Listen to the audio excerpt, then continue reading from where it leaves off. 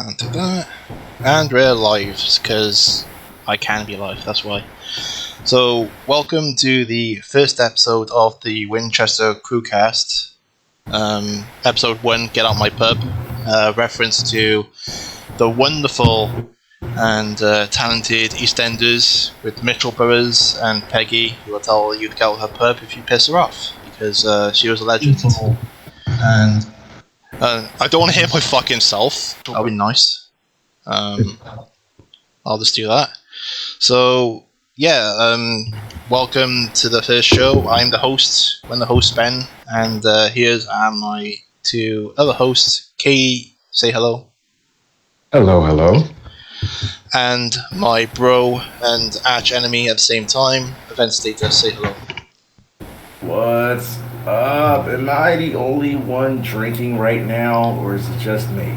No, well, you are not, good sir. Thank God! Thank God! Because I put it like this: you cannot have something called the Winchester Crew and no one's drinking. That's impossible. It's the whole point. It is a pub. That's the style of what you want to be. It's a classic old school British pub where we'll say what the fuck we want. As long as I'm not alone right now, I'm okay. Well, you are definitely not alone. Well, I'm alone. I'm alone inside, unfortunately. I'm alone inside. Yeah. I'm gonna need to see a therapist after this podcast. But yeah. Again, this podcast is just to be fun and to have a laugh and have a good time. So if people want to have serious discussion or so on. Okay, so in the background. Sorry about that. It's all man. It's all good, man. But how has everyone been this week? Anyone had a good time? Had a good laugh? Got drunk? Got wasted? Pretty good week so far. Well, a good way to end the week, actually. Just been pretty much getting work done and playing Elden Ring, which has now taken over my life. But other than that, everything's been pretty good. That's good, man. Is it any good? So people being mad about Elden Ring, saying it's not easy.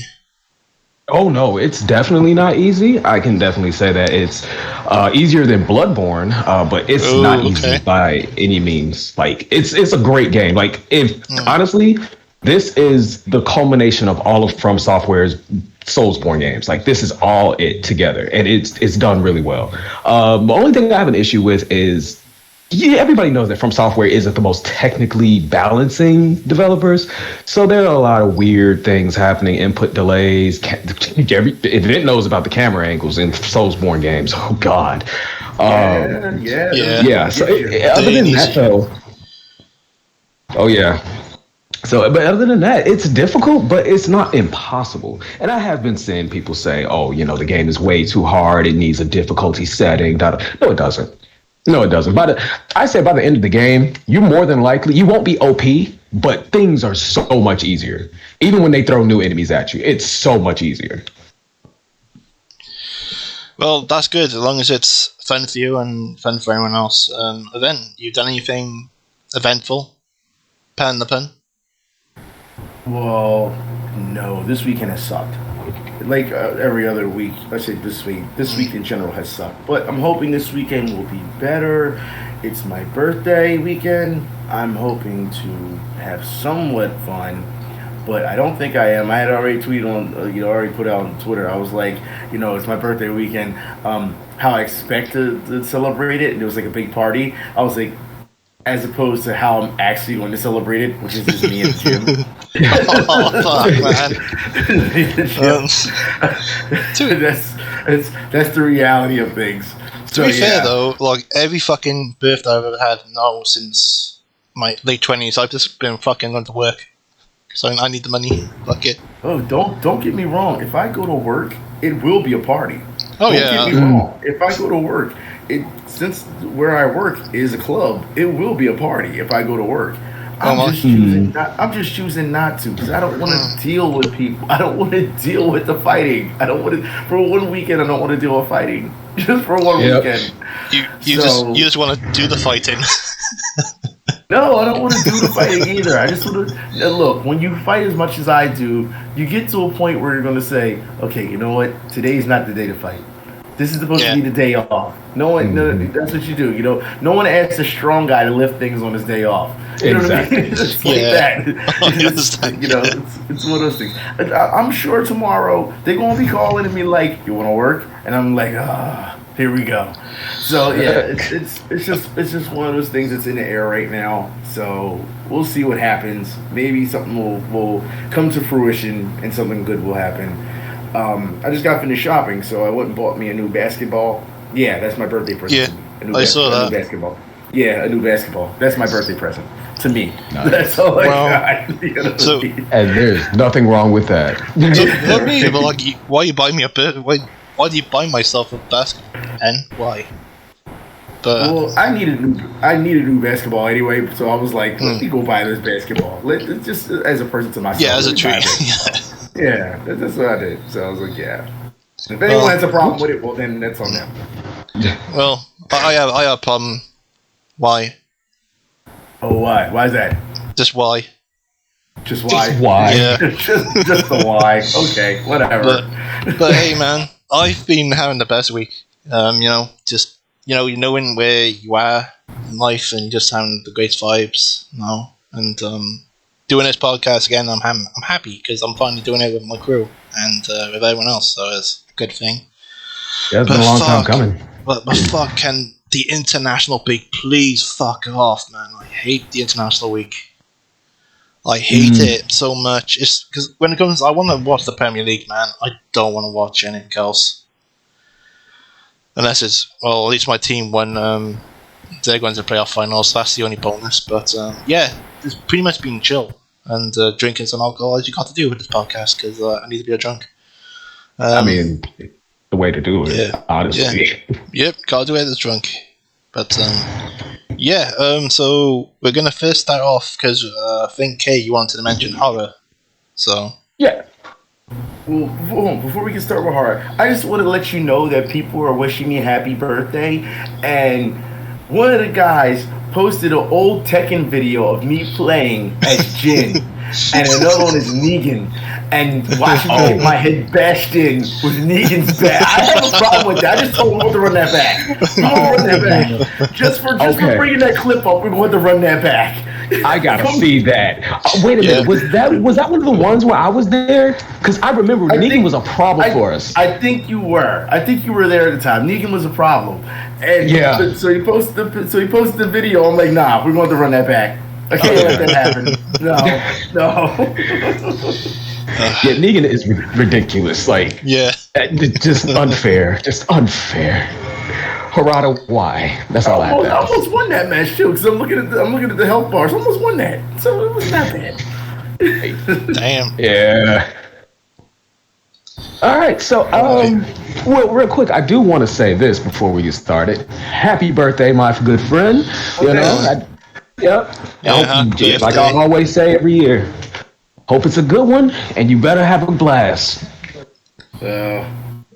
I got some sushi coming up this tonight, so yeah, that'll be the start. Nice. Sweet, man. So, all right, so you'd be amazed how many people think that they don't like sushi. I'm like, nope, I'm going to eat all of this sushi, whether you like it or not. Yeah. Honestly, I've never tried sushi in my life, so I can't say anything. So. What? Really? No, never tried it. And like, I've tried like battered cod. That's the only thing I've had. And I need to try some fish food though. I really do. I need to. I gotta do it. Yeah, you definitely need to rectify that, man. Absolutely. But there is a market, but I gotta go all the way to Central to go and get some fish. So it's kind of a pain in the ass. So it's a travel to get there. It's worth the travel. If it's fresh, it's worth the travel. Yeah. Luckily, where I live now, there are like tons of places around me, like even within walking distance. So, I want sushi, I just go right around the corner. So, and it's not like your run of the mill cheap sushi. You know, it's the good stuff. So it's like, great. Yes, this is. I just looked at the clip. That I remember this. Oh my God. And the blood is boiling again. Okay. You'll make you reinstall the game and start playing again. I do want that run back because he took me out too. He took me out too. I want that run back. So, Revenge of the Sith. It will happen. Yes, you need to get your revenge, people. You need to be a man. Oh yeah. We'll steal his money change. We'll fuck him up. Oh yes. All right, so I guess we can go ahead and get started. So, I am your resident king of horror, and today I just want to bring up some of the most unfortunate situations that's been going on in horror cinema lately. There's a problem when you have, in Hollywood, no more creativity, that the indie movies and these low-budget movies, like random studios like A24 or A24, a couple of other ones, and dare I say, Tubi TV is outshining you. In Hollywood, you're supposed to be the big time, but you guys cannot come up with any good. You guys cannot come up with any good horror. Like, I mean, it's the same stale thing over and over and over again. And I brought that up because, and especially because I mentioned Tubi, I've been on this binge lately watching Tubi movies. And there was one in particular that I kind of keep going back to and watching over and over and over and over again. It's a Chinese horror movie, surprisingly. And you don't really see too many of those, but it is so good. It's a little convoluted at times, but it's really good. It's called Lured. I don't know if it's still on Tubi now because they switch movies out every month. So I don't know if it's still there, but if you guys get a chance, please do yourselves a favor and go watch Lured. It is it's one of those that's what you get movies, and it's also one of those, what did I just watch? So the premise of it basically is, so this guy, he's a horror screenwriter or whatever, director, wannabe, blah, blah, blah, blah, blah. And what he does is he contacts this girl in a remote village who is also interested in horror. She's in China. And she invites him to come out and, discuss some horror things. In normal fashion, now this is where the cheesy part comes in. In normal fashion, he's your run-of-the-mill white guy who has a secret agenda because this girl is so hot that's why he's going. He's not actually going to talk about horror, but he goes and she's like, okay, well, let's come to my village and we'll sit down, we'll have dinner, we'll talk, da-da-da-da. Well, as soon as he gets there, shit hits the fan.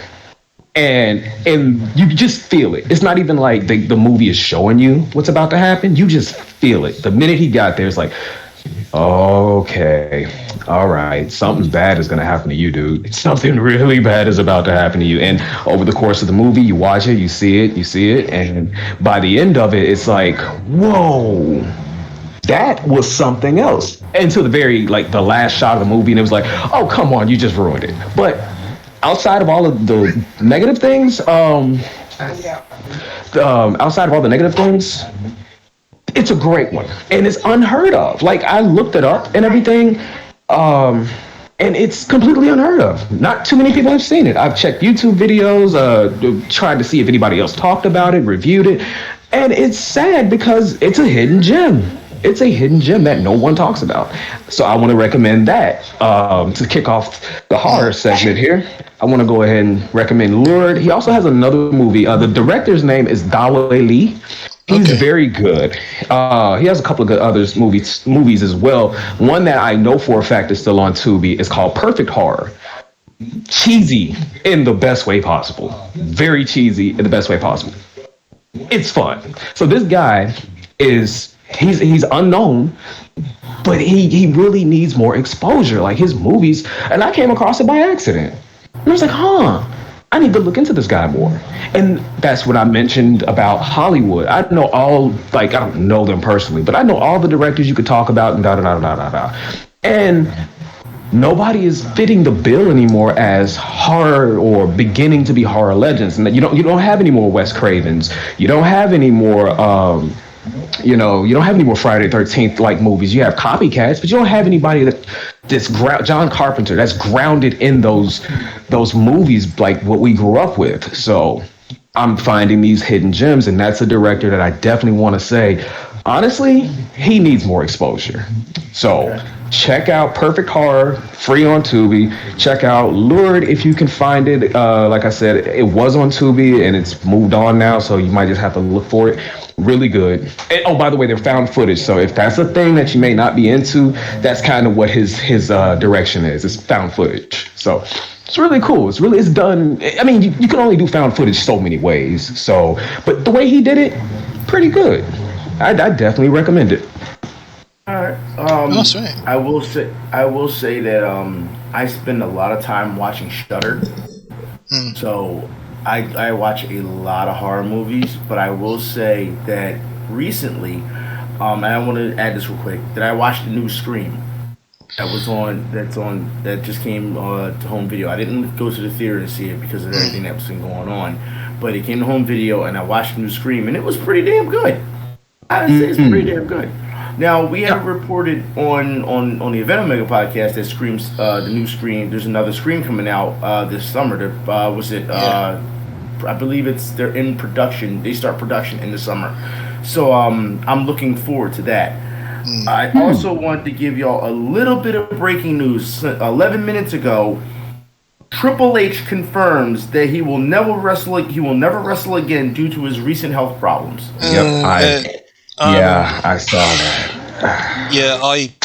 I'm gonna say I am actually a huge Triple H fan in some aspects because he reminds me of the British style that is missing in today's kind of wrestling, because the old school way of how it was. But again, the guy also was a dickhead. Let's not deny that shit. But it's a shame. I think I don't want to see people end their careers like short. And if he pretty much had the best retirement match anyway, really, to be fair, against Batista. You're right. So it's for the best, and hopefully he's at peace with himself. Because I can understand that losing that ability to be able to wrestle, it does hurt you because you have that itch.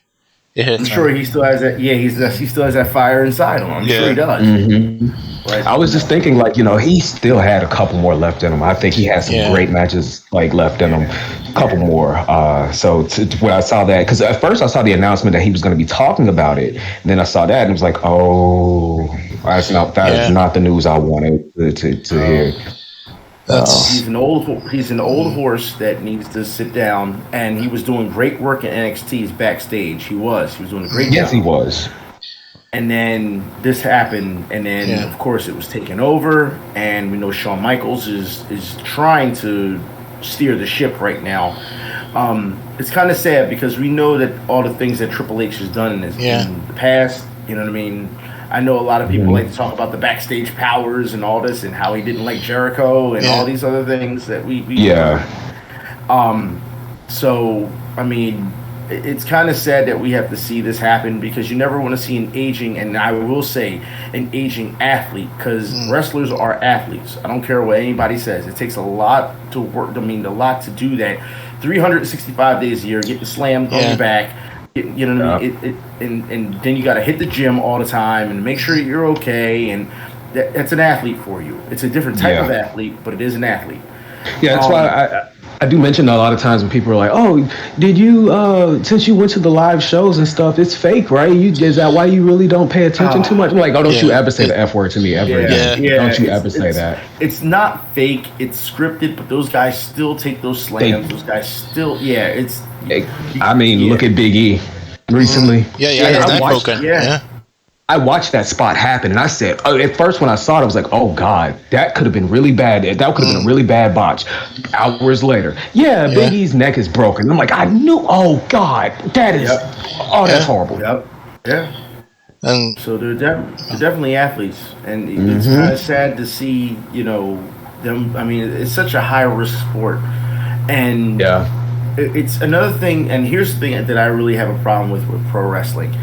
I think that they don't push hard enough for better insurance. There needs to be something that comes along. You guys know, you got something? There's no such thing as insurance in wrestling, I can tell you that.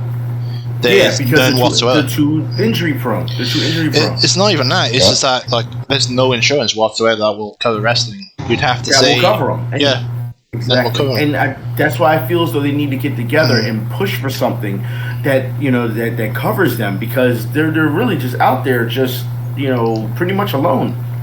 They have no coverage. Who was that spoke up about that? I believe it was Zelina Vega, I want to say. She spoke up about that, and a lot of people speculated that's why she got released the first time, is because, she was speaking up on a union for the wrestlers and everything. Yeah, and I could believe it. Honestly, I could believe it. If they shut her down or tried to shut her up because of that, then you obviously know something's wrong in your company. If your own superstars are your own employees are telling you, hey, we need a union to protect us, and you shut them up, you obviously know something's going wrong there. To be fair, Vince knows. Well, what's his name who left WWE and went to AEW? Not Jeff, but he had issues in hospital, and he said, look, I paid for all my hospital bills, WWE didn't pay anything, or something like one of those lines. Oh, Keith Lee. Yeah, Keith Lee. He mentioned that, and I was going, what the fuck are you doing, dude? You can't do that shit. But it's a shame. People jump down his throat because they're like, you're just mad because WWE released you, and he's like, no, I'm telling you the truth. WWE didn't have anything to do with my health. They didn't take care of me. They didn't do anything. And it's that's the kind of stuff that I listened to, and I was like, yeah, I believe that. And there was no salt there. He was just speaking facts. There was no salt. It's a problem with the fact that is they are an independent contractor and not be technically really working for WWE. They're just someone who's self-employed to work in that company, but the way they go about it is technically illegal because of how they're demanding so much out of you. They won't allow you to do anything other than wrestling. They won't allow you to stream. They won't allow you to do anything, which is again is another subject for another day. I think we should bring this up next episode if we do actually, because this kind of shit does again affect everyone who then enjoys something, but you need to know the harsh realities of wrestling. Again, we've seen people again lose their lives in wrestling in the ring. So it's just sad to see. So hopefully Triple H is at peace for himself, and that's. I mean, hopefully he still stays within the business. It doesn't have to be WWE. It doesn't have to be AEW. Just involved somehow. Oh, even and that. Yeah, go on. I was gonna say hopefully he has his own company. Do his own thing. Yeah. Even go to AEW maybe if he's interested, or work with Ring of Honor, work with Ring of Honor. Because I know AEW works with them. They need someone with experience to steer that ship. Because I know that Tony Khan can't do it. Yeah, and if you think about it, he does. Triple H honestly knows the business inside and out. We all know this, but remember, back in the day, late '90s, Tough Enough. He was basically the host and coach of that show, and there were superstars that came from that show. He knows that. That's why NXT, before this whole 2.0 crap happened, that's why NXT was better than Raw and SmackDown half the time. He knew how talent works. He knew the work. He knew the experience. He knew how to put that together. And what he saw in a lot of these superstars who eventually got moved to main roster, that was because of him. Honestly. Yeah. You got your Bianca Belair, you got your Street Profits, Damian Priest. All of them that came from NXT are now main roster, and they're doing all right. Hopefully it continues, but except for Gunther and fucking Butch, fucking dickheads, man. I'm not happy with those fucking names, man. Fuck that shit, man. That's the whole thing with this 2.0 stuff. It's just it's terrible. I hate it. But hopefully Triple H, he stays in, somehow, stays involved somehow. I only watch NXT for one person. Yeah, no. Nikita Lyons. You fuck cleaner. Nikita Lyons. You fucking foot finder. Yep. Yeah. Nikita Lyons is the only person I watch NXT for. Well, I'm just gonna say I feel sorry for you. Because I've watched it for 5 minutes and I'm just like, oh, fucking hell, this is awful. I can't stand it. But I can understand that. She's a beautiful woman. Don't get me wrong. She's beautiful, man. If only she had OnlyFans. She's just thick. That's all it is. She's thick. That's all it is. She has She's to look in all the right places. She has to look Vince. Yeah. Well, Vince knew what he was doing. Yeah. He knew. Yeah. Oh, yeah. Just don't let Vince get extracurricular activities. Oh, fucking hell, that dickhead. Oh. Yeah. Yeah. Before we move on, also in wrestling news, I wanted to bring this up. Miss Lina Fanene, aka Nia Jax, is releasing exclusive content, and you know what I mean by that. She's starting one. Fat Jazz, is it? Yeah. I'm And totally basically, gonna go on. she's been getting some heat for that. Lots of heat. Look, I'm just gonna be honest. Like, why are people this upset? It's like, just leave the fucking chick alone. She never cared about wrestling. She never cared. Who cares about her? That's it. You shouldn't get involved. I mean, I love Nia Jackson. Yes, she was a hazard. She definitely was. Yeah. I know she knows that. She needed more training. She needed more experience, and you know, she really did. But especially coming from her family, like, come on now, that the dynasty, she should have had way more training. But I still like. We talked about this before. The fact that how Vince treated her and how that whole thing came to be of her basically being fired when she said, hey, I'm not coming in today, or I'm not coming in for the next couple of weeks because I'm trying to take time off for my mental health. And they basically hit her with the, oh, okay, well, don't come back to work at all then. That I thought was the most disrespectful thing completely. You know, that's horrible. She literally, her knees were just all types of banged up, messed up. She had to have double knee surgery. Still came back to the business, still wrestled, still tried to hold on to her character as long as she could. And this is how you say goodbye to her when she tells you, hey, I'm trying to keep myself together mentally. You say, well, you don't have a job with us anymore. So I feel like that was just, I know a lot of people really don't like Nia Jax. Because of her hazardousness in the ring, I get that. But at the same time, she's still a person, regardless. Yeah. She's still a person, and if that's why she needed to leave, like if that's why she wanted to take time off, that should have been just it. That should have been just it.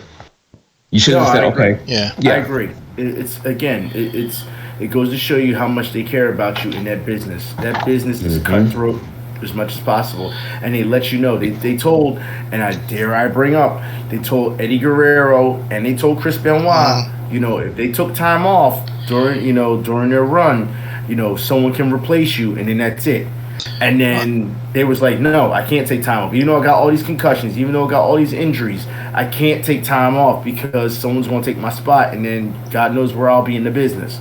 Like, exactly. No, go ahead. I was going to say, who's this Benoit person? I don't know him. We know who he is. Stop playing. You know who he is. No, he doesn't. Apparently, they can't see him. They can't erase him from reality. They can't erase him from the record. We know who he is. We know he is. Yep. Well, I think he's the only one that's seen and can't see. Because he's erased. Yeah, right. This is true. But, it's... Like, again, I think we mentioned it before when it comes to like mental health. It's, again, a very serious thing, and that was it. They don't take it seriously, though. Yeah, they don't. No. Like, even with football, like we saw Paul Pogba, he mentioned that he had depression when he was with Jose Mourinho, which, to be fair, I don't blame him because Jose Mourinho was a cunt. Makes sense. Makes sense. Yeah. It's like all this shit and no one wants to talk about it. And again, look how much grief any fucking Formula sports person gets from people in general. It's not even just. It's not even. I don't think it's just the pressure as well. In general, I think that people in general don't respect mental health. I think no, they don't. Society in general don't respect it. I can tell you that when I'm on Twitter, I've seen a number of people try to talk about their therapy sessions, like on Twitter, just to try to talk it out publicly on a forum. And people are so against it. Yeah. And I'm thinking to myself, what is wrong with you? Like, these people are talking in general because that's what they're told to do because it may help them. And you're sitting here saying that, oh, you're supportive of such mental health, but you're not supportive of people talking about it on an open forum. That makes no sense to me. So it goes to show you that even people who say they're supported, they're not really supporting it. And I feel as though it's still a taboo thing to talk about for some reason. And it shouldn't be. You know what I mean? Exactly. You know, go ahead. the only thing I would have a counterpoint to it is that it's a huge double-edged sword, because I have also seen within that argument that people are using it as a crutch to an argument to make themselves look better. Or like TikTok, for example, which is a fucking mistake, man. They're purposely using it as it's a positive, guys. It's like, well, no one's. If you have depression, you know you ain't gonna be fucking positive at any time. So they use it as a crutch to make themselves look better and get views. That's TikTok. It is so disgusting. It's absolutely disgusting.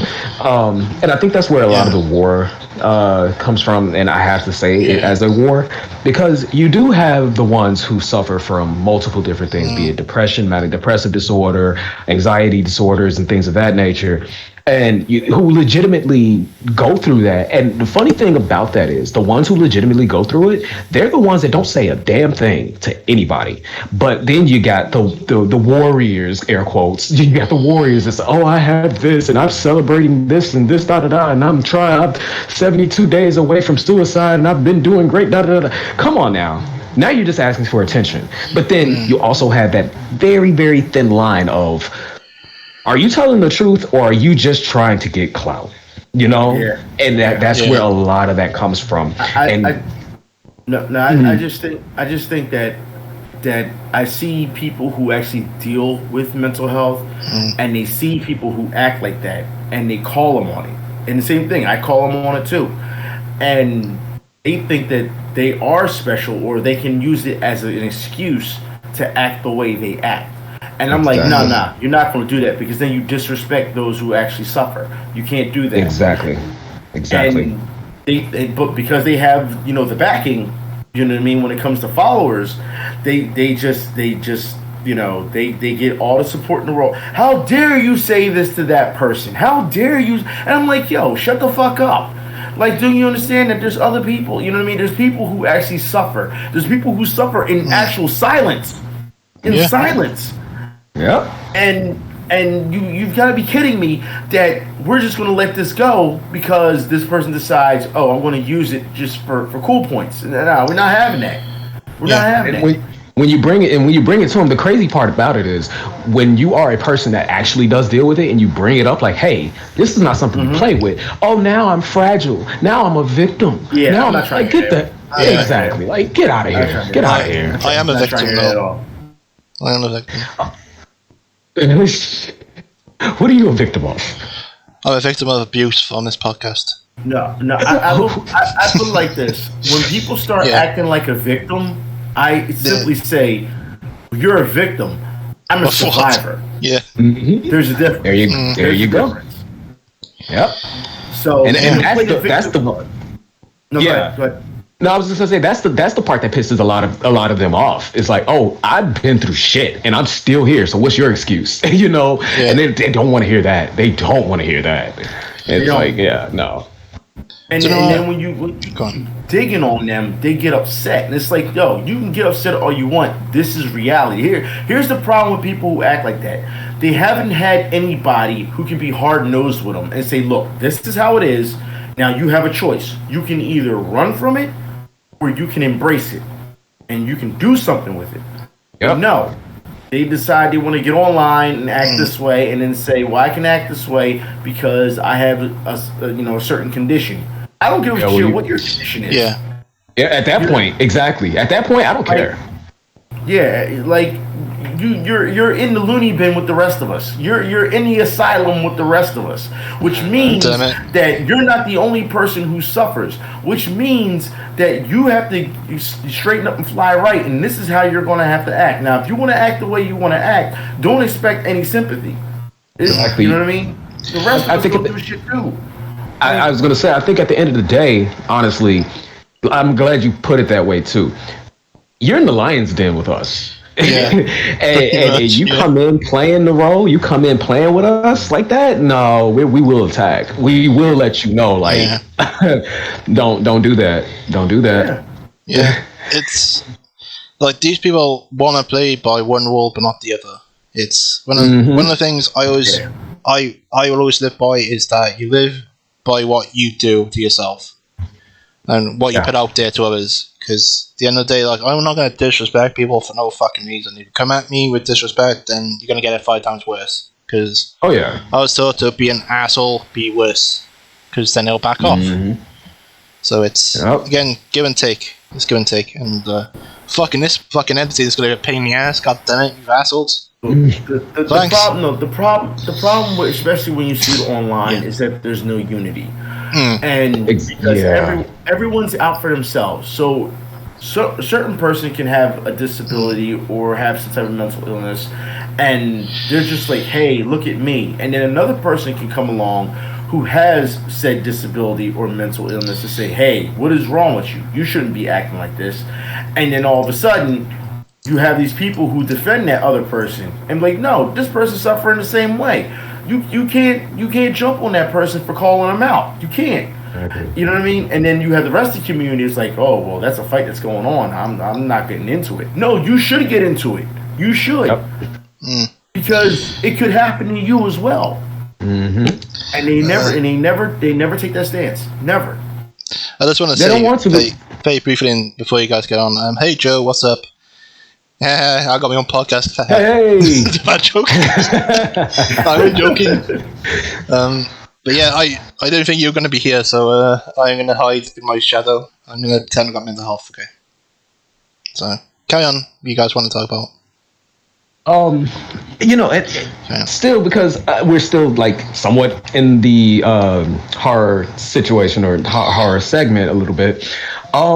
It takes me to a thing I did recently, basically talking about horror games and stuff like that. And, the big question was, what's your favorite horror game? What's your favorite one? Like, mine is Silent Hill. And I believe a while back on Twitter, someone asked me, so when you're in a down place or you feel bad and, having a bad type of day, what do you do to kind of relax and get away from it?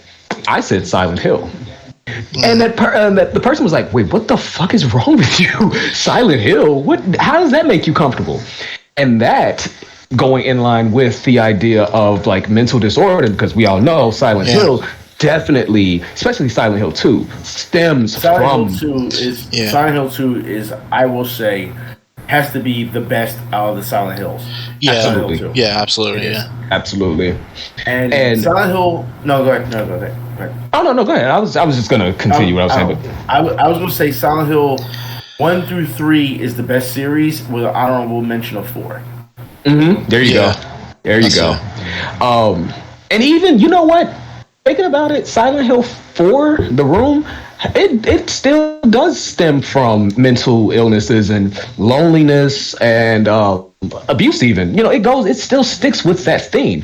And when I was asked that question, and to basically explain why it was comforting to me, because as terrifying and just dark and messed up that Silent Hill 2 is, it's a bit of calmness, the fog world. The fog world is calming. It's relaxing. Even the darker parts, when you get into the dark world and things are all types of messed up, it's still this sense of, hey, I can breathe for a second. I felt that I could breathe more in Silent Hill 2 than I could Silent Hill 1. Yeah. Yep. Yep. Kate, have you seen Street Fighter 5 Tekken skins? Yes, Joe I did. Yeah. So, it's a funny story about this. All right. Back in 2002, 2003, something like that, I had Virtua Fighter 4 Evolution. Oh, no, it was before Evolution came out. That was the expansion. Just base Virtua Fighter 4. And, as everybody knows, I'm a very huge Tekken fan, like extremely huge Tekken fan. I've been playing it since day one, Tekken 1, 95, 96. Huge Tekken fan. And I was like, at that time, I was like, man, I would love to see a crossover between Virtua Fighter and Tekken, my two favorites. That would be great. That'd be great. Then DOA came out, and then DOA eventually did their crossover. They brought in some Virtua Fighter characters, and I was like, cool, okay. When is Tekken going to do it? At the same time, Street Fighter Cross Tekken was a thing. And it was like, I like it, but it's not what I wanted. Then the talks and development of Tekken Cross Street Fighter. I was like, okay, cool. I want to see how that's going to work. Didn't happen. So the other morning when Virtual Fighter posted that, I didn't even like watch the video. I didn't watch the trailer yet. I'm sitting there and I see Virtual Fighter Cross Tekken. You're doing it. It's been over 10 years and my wish is actually coming true. Are you what? And I watched the trailer and was like, skins, costume skin. It's Sega. I was so upset, but I'm glad to see it because maybe this is the precursor to it. Maybe it's like, okay, if enough people like this, maybe we will do the crossover.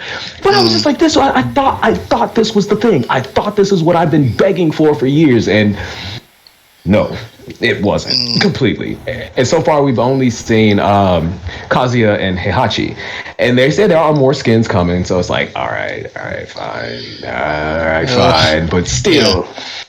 It hurt. It hurt. Yeah, I'm gonna have to agree with you because, like, I remember when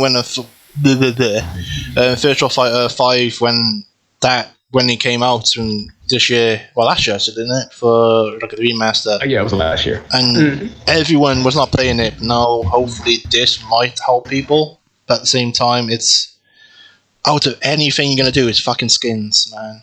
Out of anything, no new characters, no nothing.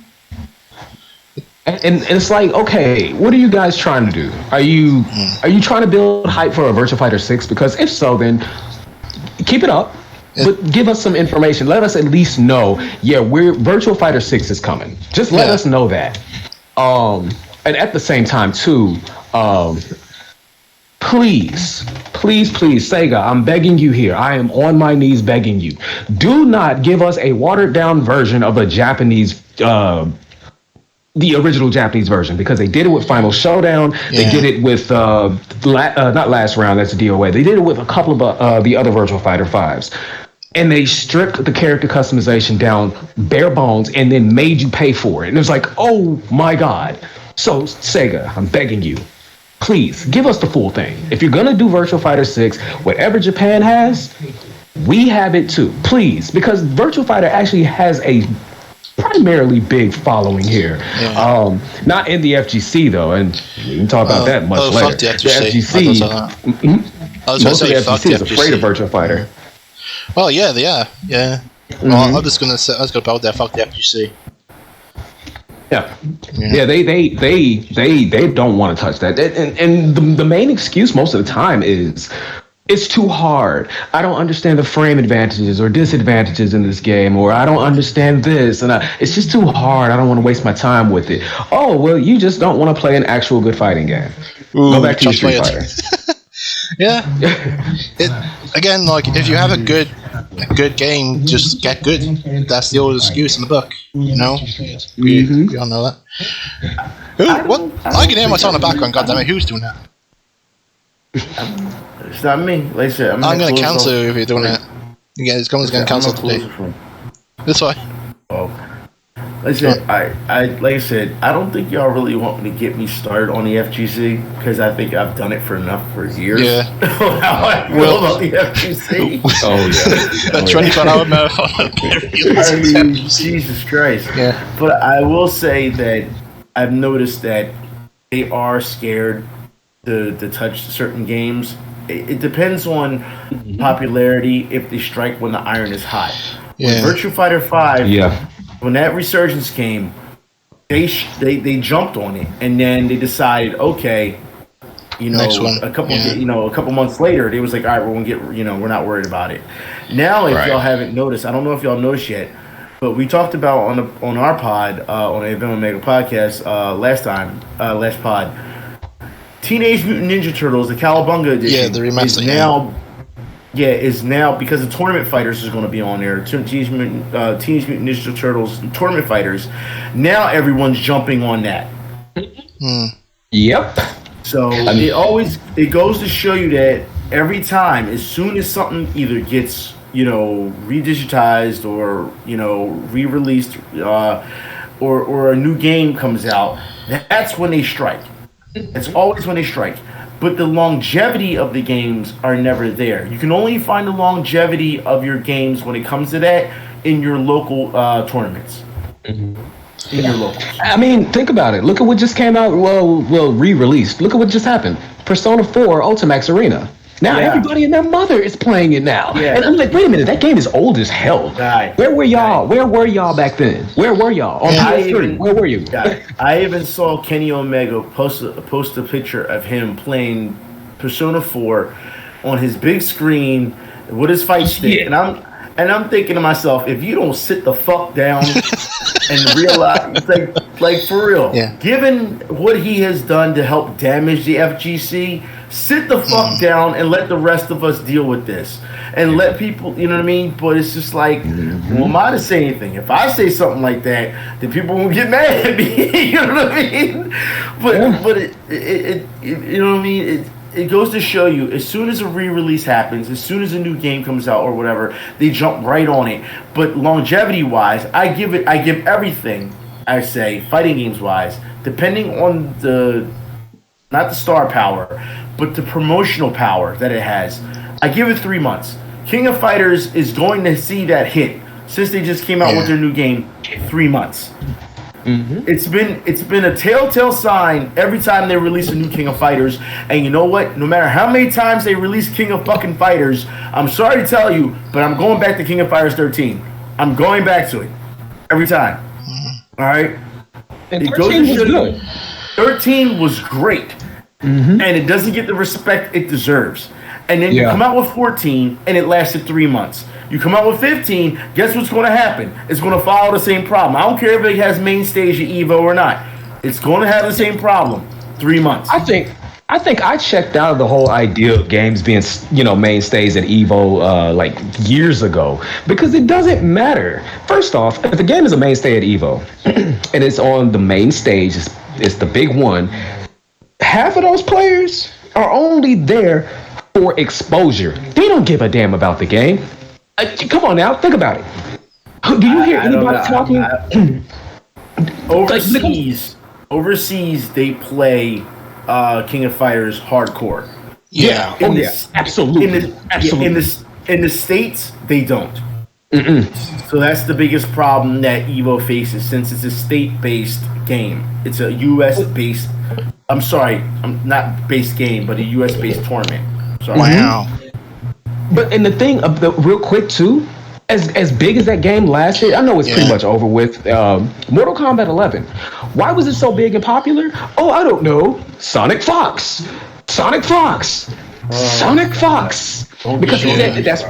that's where it lied. That's where it stayed at EVO. Take Sonic Fox out. I mean, think about it. Is anybody talking about Mortal Kombat 11 now? No.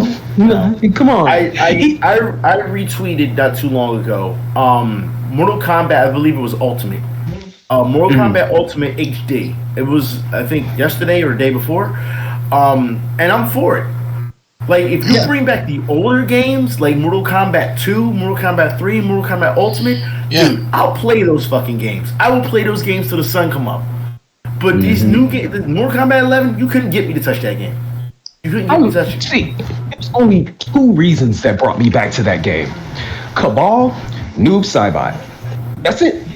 If you had to thrown in Smoke, I would have been there. If you had to thrown in, actually, that would have been it.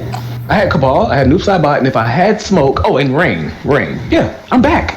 But that lasted so long to the point where it was like, I don't have anything else to do in this game. I don't care anymore. And even though I still have it, I don't touch it. I don't bother it anymore. Like, I've done all I can do in that game with what I wanted it for. If my characters never came back, I would have never touched it. And a lot of people, I won't say conscious FGC people, but some of the community actually has their head on straight. And some have said, hey, this is what will make me play a game. If there is a character that I know of, that I'm attracted to, that I mesh with, and I have a good time with, I have fun with, you'll see me playing your game. But if that's the only reason that I come to a game or come back to a game, that's bad. That's bad. And it's like, that's true. Because, like I said, Cabal was the reason I came back. I saw him. I'm like, okay, I have to have that because Cabal is one of my favorites. King of Fighters. It got me because my mainstays have always been there. Iori, K-Dash, Kyo, Rock Howard. Those are like my mainstay characters, and they've been coming back. Well, except for Kim Kaphwan, he's not in this one so far. Robert as well. I have a bunch of favorite characters in the King of Fighters series. No, I'm tired. I am so tired of this new business model where we can throw out season passes and oh my god, thank you. And milk you these characters. Bring all the fucking characters that you brought to the stage, and that's what you brought in the beginning, and that's where it ended. I'm so tired of seeing people get milked for their fucking money, because as far as I'm concerned, we didn't have these back then. Now they found a new business model, and I don't want to hear, it gives longevity to the game. No. I put it like this. We didn't have DLC back then, and the longevity of the game that we played was the competition. That's what the longevity of the game is. You have enough characters to fill a bracket. You have enough characters to keep playing as long as you want. You do not need DLC to keep this going. Oh, we're going to bring Rugal, or we're going to bring all these other characters. I don't want to hear it. I don't want to hear it. Yeah. Here's the fun part about that too. So when I saw that the first character DLC pack came out, I'm like, oh, it's out. Let me go check it out and see. I go to the store and I looked at that price and said, "You're joking. You're absolutely fucking crazy. $16 for 3 characters. Are you serious? Yeah, no. Are you serious? You can dangle Rugal, Krauser, the evil team. As far as I'm concerned, you can dangle all of those in one pack, and you still wouldn't get me to buy it.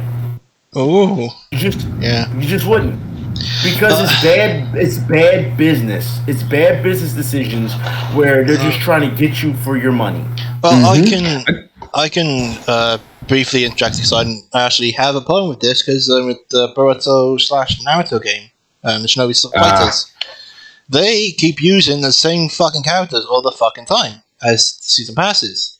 It's either fucking final form blank. To be honest, when you're talking about King of Fighters, kind of does the same thing. Yeah, they kind of. But the thing is though, the latest ones. Go on. I was going to say, like, the latest ones is that they're only giving you 5 characters per season pass, and then they're charging £12 for fucking each one. So it's, you know what? Yeah, it's disrespectful, man. I'm not paying any more for these fucking characters, man.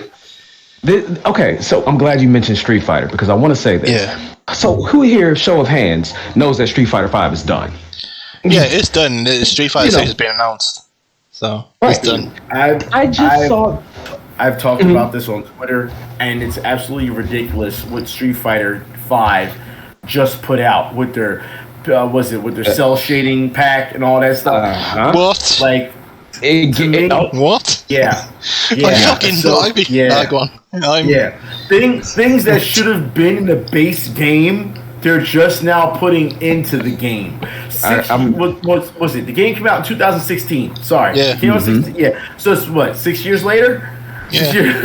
You gotta be kidding me. That we're sitting here and we're seeing this in real time, and I'm sorry, not in real time, because it was not too long ago. But you might as well call it in I played this. It's absolutely wrong for Capcom to do this and to see people defend it. You want me to rub salt in the wound? Go ahead. So this morning they put out a trailer for this arcade edition. Oh my god! Did they? Akira, Bison, and I think 2 other characters got new costumes. Right? Why is each one of those costumes $6 a piece? Then there's a new stage. Then there's a new stage that you also pay for. Then, if you want the whole shebang, it's $20. They're still milking this game. It's over with. Oh my god!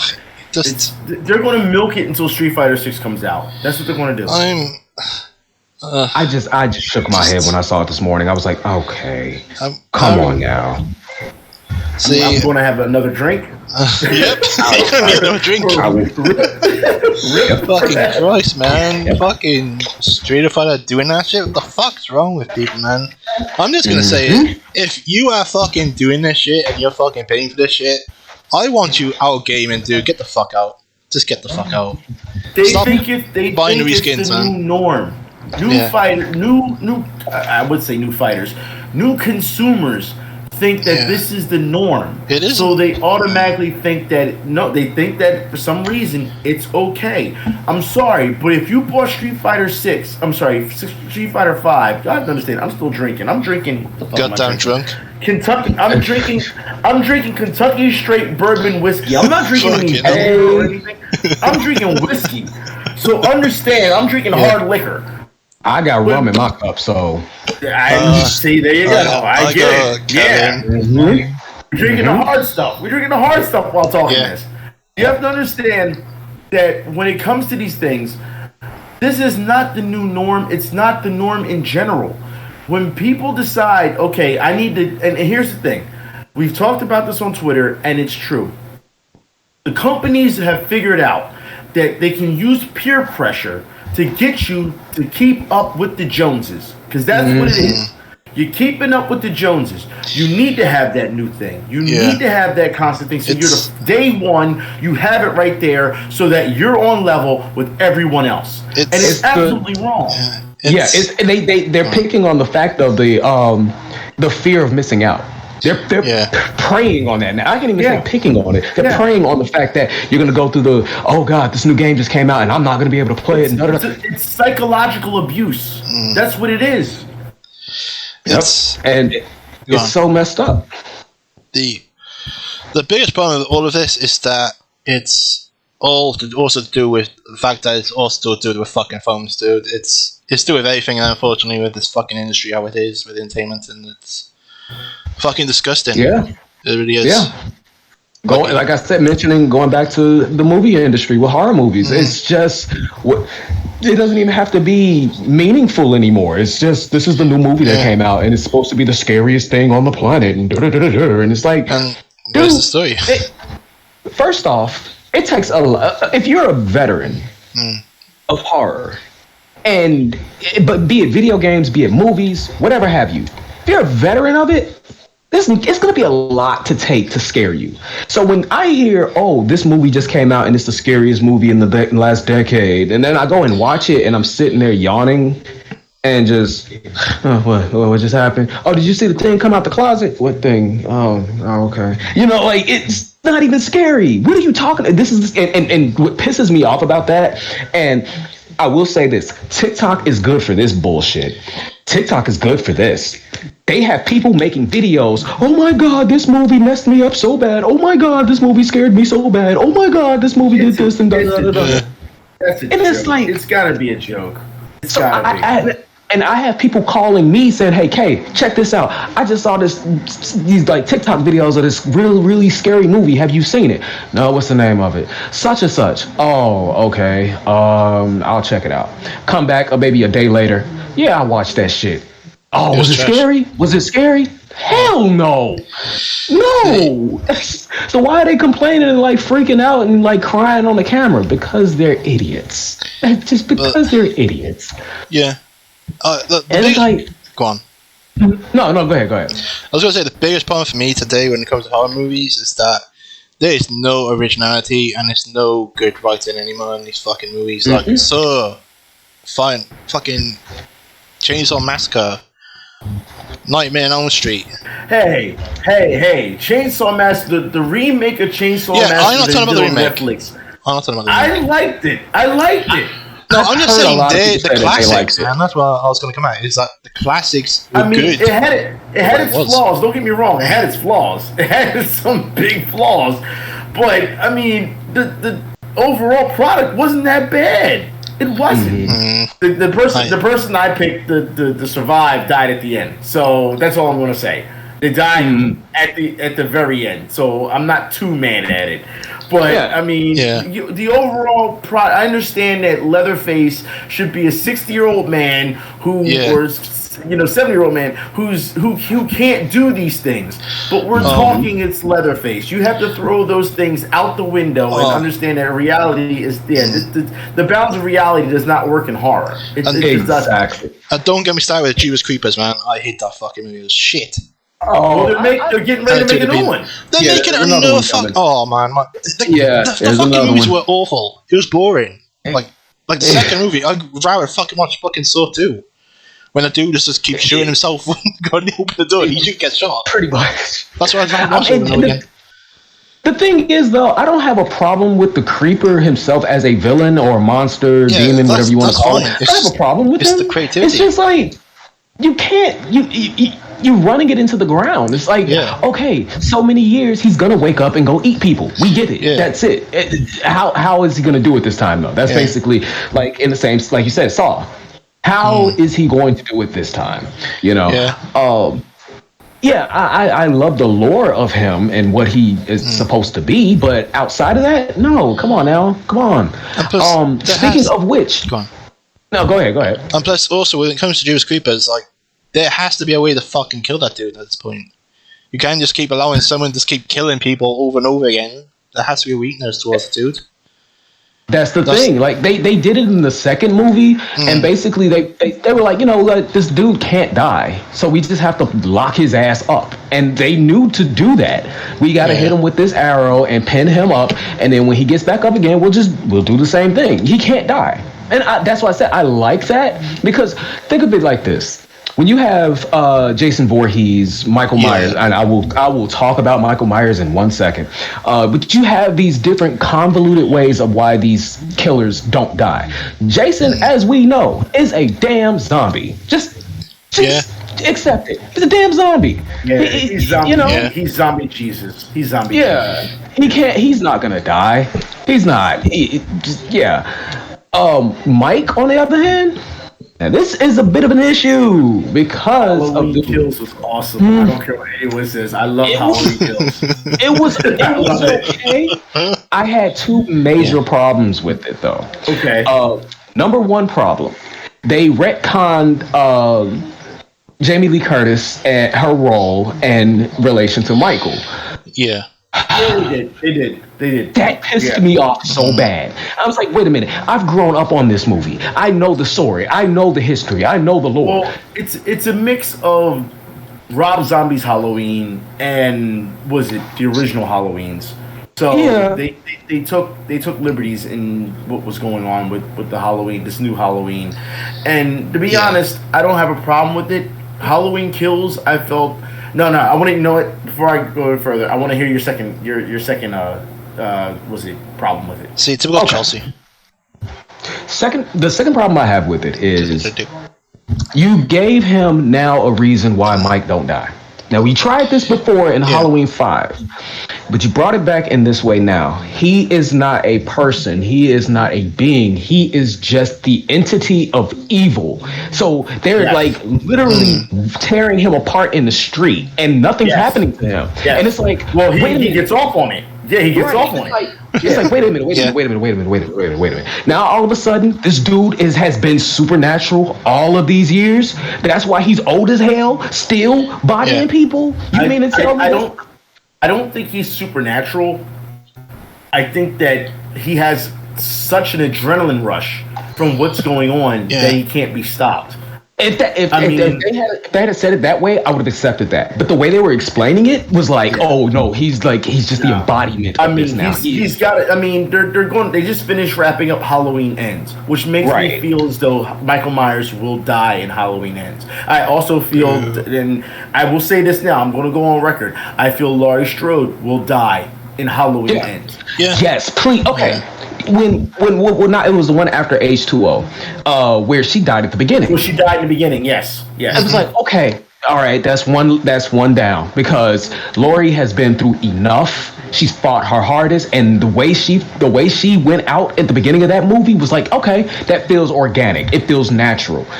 And then they brought it all back when retconned it. So with Halloween Ends, I really feel like, okay, they need to have one final showdown. Both of them, nobody else involved. I don't care about nobody's grandkids. I don't care about nobody's daughter. I don't care about none of that. It should be Laurie and Michael facing off one final time, and they both go. They both get up out of here. That's how it should end. And if it does, we don't ever need another Halloween. Never. Never. Well, that's the problem with Hollywood. You should know, regardless how many times that they can kill Michael Myers, or even if they do justice in this trilogy, Hollywood will revive Michael Myers simply to revive him. Yeah. Yep. Because it's too much money. It's too much money involved. Yep. And that goes back to my original point of Hollywood has nothing left. I'm okay with reviving Michael Myers after the trilogy. If Michael Myers dies in the trilogy, I'm okay with doing another story with Michael Myers, just in a different angle. I'm okay with that. Just don't bring back the same characters. It's almost like how they're doing the Batman right now. How they're doing Batman. Okay. Like you had the Nolan trilogy, and now you have the Matt Reeves so-called that's coming out trilogy. It's completely different. I'm okay with giving different stories with Michael Myers in those sense of trilogies if they can bring them back in that way. Just don't bring back, the cast of characters of yesteryear. Don't do that. Okay. You know what I mean? I can see that, and I can definitely get behind that as well. It's just, to me, it's like you said, it's the money thing. That's where I kind of falter at. It's like, you can do this and you can make a great product and, put it out there. Just do it creatively. Just don't rehash it. Like, honestly, I'll say this. Candyman, the most recent one. Yeah. At first, I was so pissed off at that movie. I was just like bugging bad. Like, this is horrible. This movie is ass. What is this? And, of course, you have the woke community involved in the movie as well. But then I saw how it. Yeah. I saw how it twisted. I'm glad that movie survived, because that would have killed it. That should have killed it. But the way it all tied back, the saving grace of that movie was how it tied back to the first movie. And I was like, okay, you did good. You did good there. But then they went and dropped the ball again. They fumbled it again. And it was like, okay, wait, you had something good going here. You had something really good and you let it go. And it's like, but the idea of how they did it, how it was executed, yes, that's why I said I have no problems with that. If you want to resurrect the character, especially an iconic horror killer or anything like that, in that, in a certain way, that's fine. Just like you said, don't rehash it. Don't bring back the old cast. Don't do it.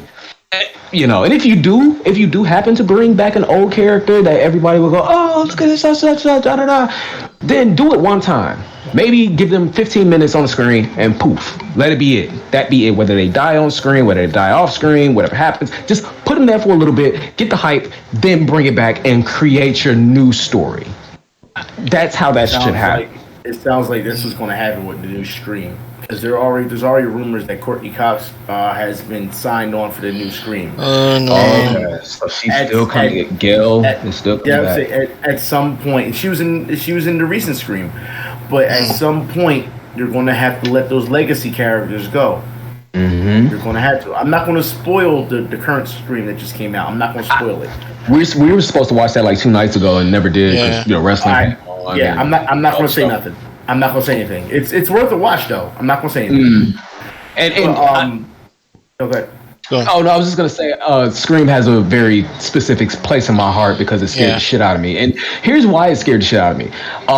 Not because of Ghostface, being a killer or whatnot.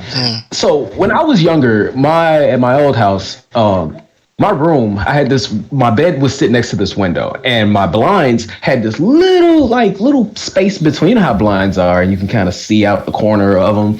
And I had this horrible, horrible nightmare that Ghostface was standing outside the window, right? And I would see him like peeking in through in between the blinds or whatever. And it freaked me out so bad.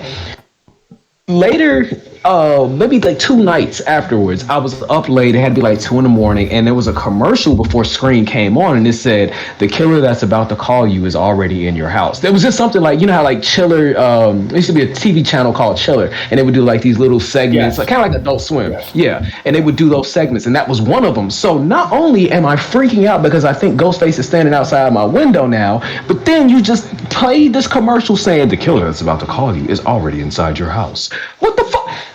What am I, like 12 years old? Now I'm freaking out. Now I can't go to sleep. So I'm up watching Scream, scared as hell. So Scream has a very, very specific place in my heart just because of that. So yeah, Yeah. So I have to see this new movie. I have to see it. And you know what? What's today? Friday? Oh, SmackDown and AEW comes on Sunday. We could probably still make it happen. Still probably make it happen. I do want to see it. It's worth the watch. It is. It's worth the watch. I mean, they make it kind of obvious who the killer is, or you know what I mean. But I mean, I don't want to spoil it. But they kind of make it obvious. But okay. I don't want to spoil anything. So yeah. Okay. Well, Ringzo sending a weird birthday treat. What the fuck, man? What the fuck? Birthday? Yeah. Just so that. He said happy birthday to me on Twitter. Thank you. Ringzo. Yes, thank you. Yeah, Ringzo is now a murderer. We have to cancel. We can't have that. But yeah, like. And go on. Mm-hmm. No, go ahead. I was gonna say I love fucking Scream. Just gonna say that as well out there, and also I know this isn't technically a horror, but it's still fucking hilariously funny. It's Scary Movie, man. That shit is the fucking greatest fucking shit. It man. was just on yesterday, and I was watching it, and I was dying laughing like all over again. I was like, I haven't seen the movie in so long, and I was just watching it like, oh my god, this movie is so stupid, and I love it. It's stupid funny, but it just gets you, man. Especially when you're drinking some fucking alcohol drinks, man. Oh yeah, it was hilarious. Yeah. Okay, so I know eventually we're gonna segue off of horror into the next couple of segments. Real quick before we do that, I want to ask both of you guys, what is the one horror movie that makes you to this day right now say, I'm just not going to do it. I'm just not going to do it. No matter how old you are, you've been through it all, you've seen it all, but this movie comes back and gets you every single time. I don't have a horror movie that does it because as a kid, I remember the horror movie that used to do it, and that was Freddy Krueger. That was the Dream Warriors Part 3. Yeah. And I remember as a kid going to the video store and there being a big cardboard cutout of Freddy. And it scared the ever-loving shit out of me as a little kid. But I've kind of overcome that. I've overcome that. So now I watch any horror movie under the sun with no problem. You know, with Freddy now, I just watch and laugh. Did you? With Jason, Yeah. You know, the big three for me is always Jason, Freddy, Michael Myers, and then the fourth would be Chucky. But Chucky's always been funny. Yeah, Chucky's always been funny. He's just a goofy killer. Yeah, he's just goofy. It's the same thing with Freddy. He turned into a comedy act at one point. Yeah, he really did. Yeah. So, no, go ahead. Go ahead. I was gonna say, thanks to my mother and father. So, quick story about Freddy Krueger real fast. So my mother and father, I think I was like maybe 1 or 2 years old. So I was at home with my grandmother, and they came home. They didn't go home. Like, they didn't go home. They came back to the house. And my father laid on the floor, and my mother slept on the couch because they were so terrified to sleep away from anybody because they just went and watched Nightmare on Elm Street in the movies, the first one. So they were so terrified that they came back to my grandmother's house and laid on the couch and floor and just like right next to each other, like, if you start waking up and something going on, I'm right there with you. You know, so they were freaking out about that. So when I got older and my mother told me this story, I'm like, well, I gotta see this now. If it messed y'all up that bad, I gotta see it. And it didn't get me. Nightmare on Elm Street didn't really get me, except for when the high school dream sequence where her friend was in the body bag and was being dragged. That bothered me. Yeah. But it wasn't too bad. And then Chucky, real fast. Chucky was another one. When I was still like a small child, like maybe 3 or 4, I had Bert and Ernie from Sesame Street. I think it was Bert I had. And he had the overall set that looked very similar to a Good Guy doll. And my mother they went to go see Chucky, and they came back. And mind you, Chucky took place in Chicago. So, and in the area that we lived in at that time was the exact same area that they shot the movie in. So my mom comes home, she sees this doll, she's like telling me like the story, and she sees the doll, and she's like, you know what? this is going in the closet, and she just launched it in there. Like that's what she tells me. She launched it in there, closed the closet door, and never saw that damn thing again. I can tell you this. I don't remember that damn thing. Even though it was mine, I don't remember it. She got rid of it. She got rid of it really, really damn fast. So yeah, that's the one that got my parents. Those are the ones that got my parents, and I can definitely see why Nightmare on Elm Street got you. Absolutely. Yeah. Yeah. Ben, how about you? What's yours? Oh, God damn it! It's gonna be embarrassing, but Jurassic Park got me as a fucking kid, man. Like Jurassic Park, the first Jurassic Park, no, I can the see third people one. being scared from. The third one. Oh, okay. the third one. I was just like, as a kid, I was pretty much coward. I did not like horror at all. I didn't watch it as a kid. But when I got older, actually in my teenage years, I started watching horror a lot more. And there was a lot more enjoyment. But that shit fucking scared me. But I can still watch it now and go, yeah. But probably if I was gonna say today, I don't like Deep Blue Sea. I just don't like that shit. Where the sharks are more intelligent when it comes to the boats and shit. Like that shit, nah. Because dude, there's so much shit in that sea, man. You don't know. Like there's whale sharks and all that shit. I don't want to touch that shit. Man. Fuck the sea. Send a nuke down there. Fuck that shit. Send a nuke. Fucking. Well, as we know, scientists are trying to recreate Jurassic Park in real life, and I don't understand what they don't realize. You watching the movie? Did you not learn from the movie? Don't recreate these motherfuckers. What's wrong with you? Like, I keep seeing these videos of how would we exist if dinosaurs walked among us right now? We wouldn't. We'd be dead.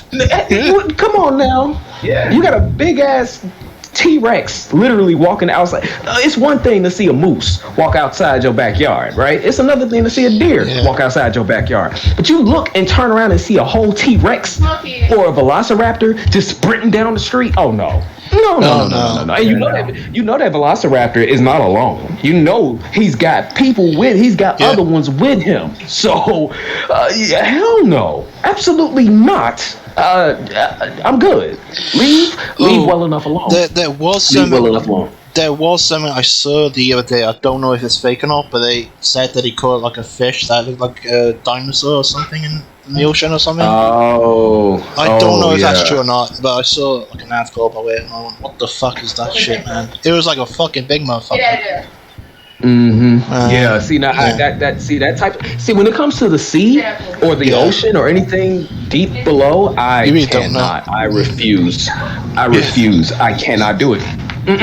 And no, it's not like I have a fear of water or anything. I don't have a fear of water, but you just don't know what the fuck's in it, man.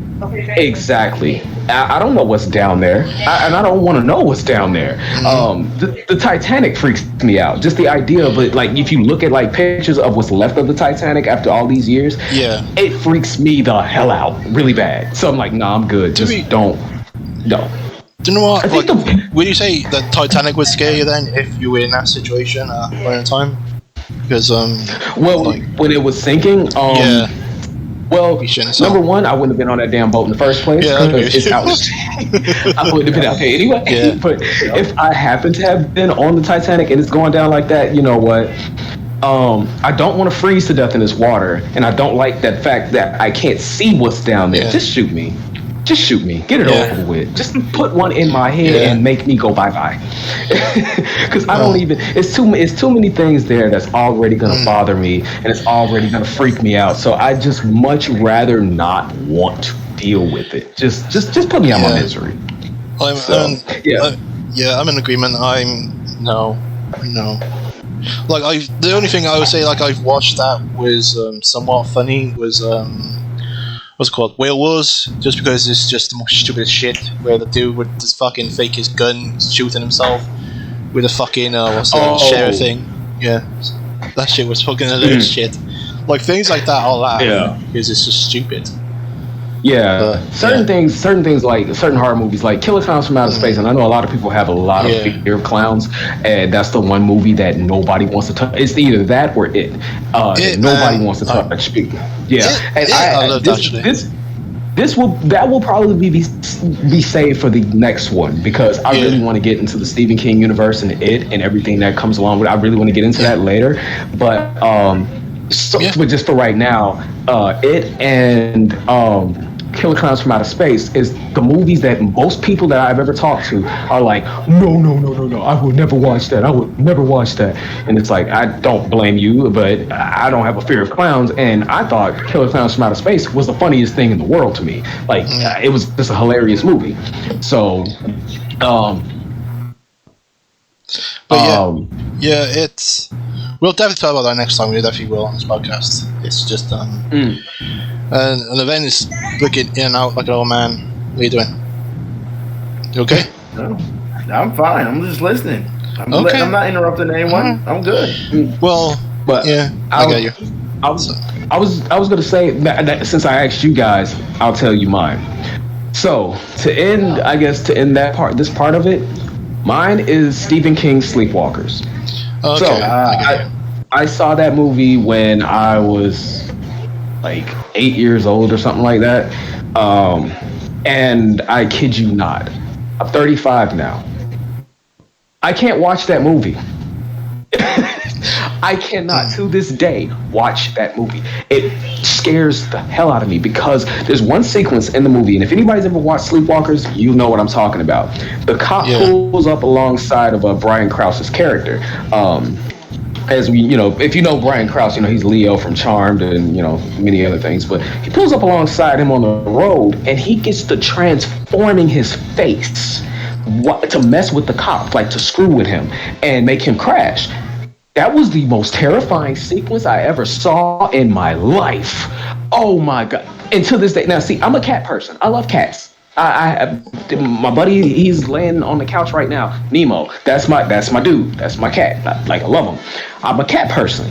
That movie almost made me hate cats.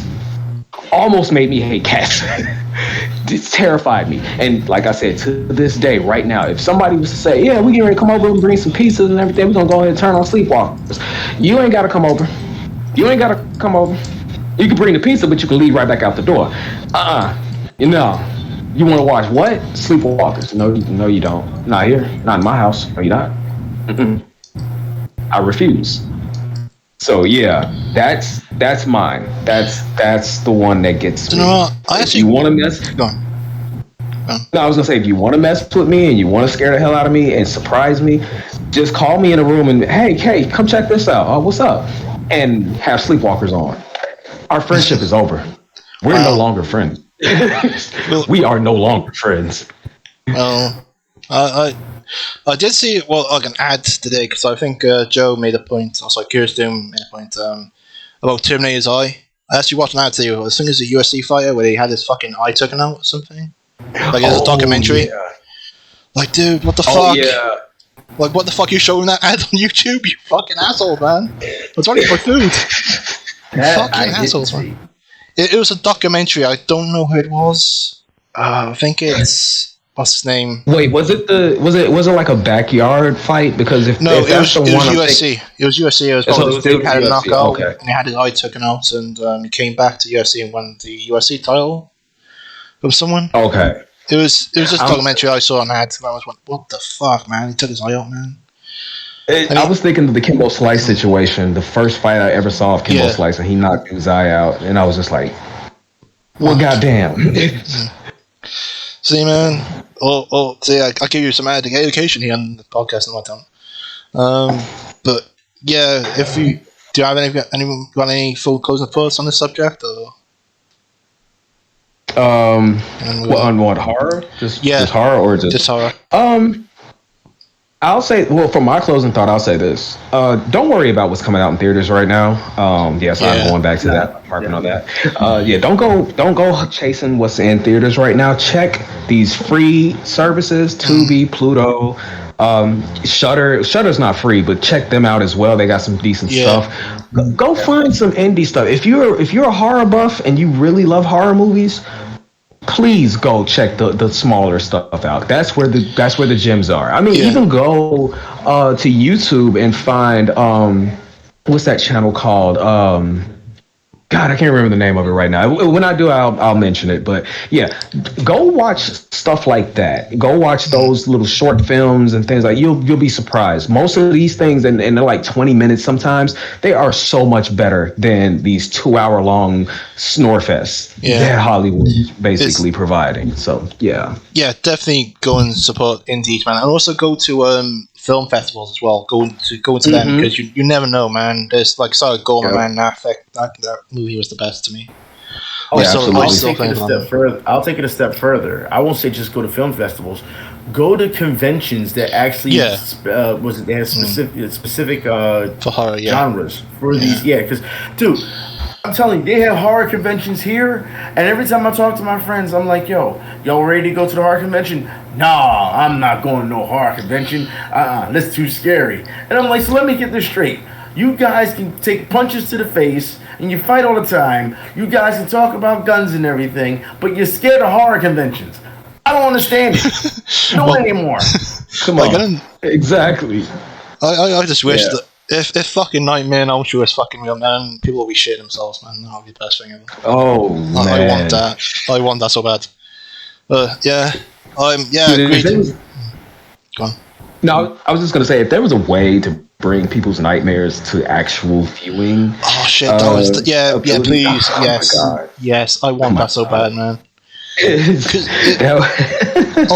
fucking new YouTubers are piece of shit. Get their nightmares out. We want to see it. Get proper content. God damn it. I need that. I would definitely. Yo, Elon Musk, figure that shit out. Stop worrying about going in space. Figure that out. Yeah. Maybe that and stop putting fat in his jar. I think that's so cool. Fucking dickhead. He's another person.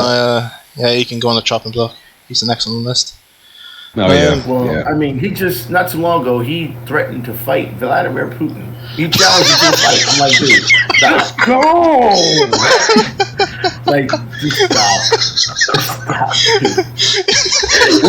We're gonna be right at the border of Russia and Ukraine. Me and you, now. No guns. I literally was just like, stop, dude. What's wrong with you? Well, to be fair, oh my god, dude. Really? That would be so hilarious. Oh my god. Sorry. But you know what? What if it actually happens, though? That might be something we need. You know, honestly, with all of this, that would be the funniest thing ever. Man. Do you know what, though? If Vladimir Putin loses, you know there's going to be a certain accident happening after that match. You know someone's dead out there. I would pay money for that. I actually would. You need to go GoFundMe right now, and I'll pay shit for that fucking fight, man. And they better promote it right. Elon Musk, the dude who got a car who can shoot shields versus Vladimir Putin, the enemy of the world. They might as well just call it the movie called End of the World, Vladimir Putin. Versus Elon Musk. Dude, if they ever make a movie like that, it has to end with Elon Musk fighting Vladimir Putin on some Metal Gear Solid revengeance, like Metal Gear Rising shit. Like that has to happen. It has to be the final boss. It has to be the final boss. God damn it! Oh man, it would be so good. That would be so good. We're getting Hollywood too many ideas, man. God damn it! Yeah, you're giving too many ideas. Hey, look, we got gold. We got pearls over here. We're handing them to you. We're giving you what you need. Come on. I'm copyright striking Vladimir Putin's name, so he can't use it. It'll be put in Vladimir. God damn it! But man, fuck yeah, we need to do that fucking movie, man. So Johnny and Boss to it. Johnny and Boss to it. God damn it. But the next subject I think it was funny stories. I guess if people want to do that very briefly, if anyone has any funny stories they've done or been a part of. I think I may have thrown mine already out there with like the horror stuff and. I don't think there's really any funny stories really. Yeah, I think we already kind of mixed that in. See, my subject. I just gave you one. I just gave you a funny story.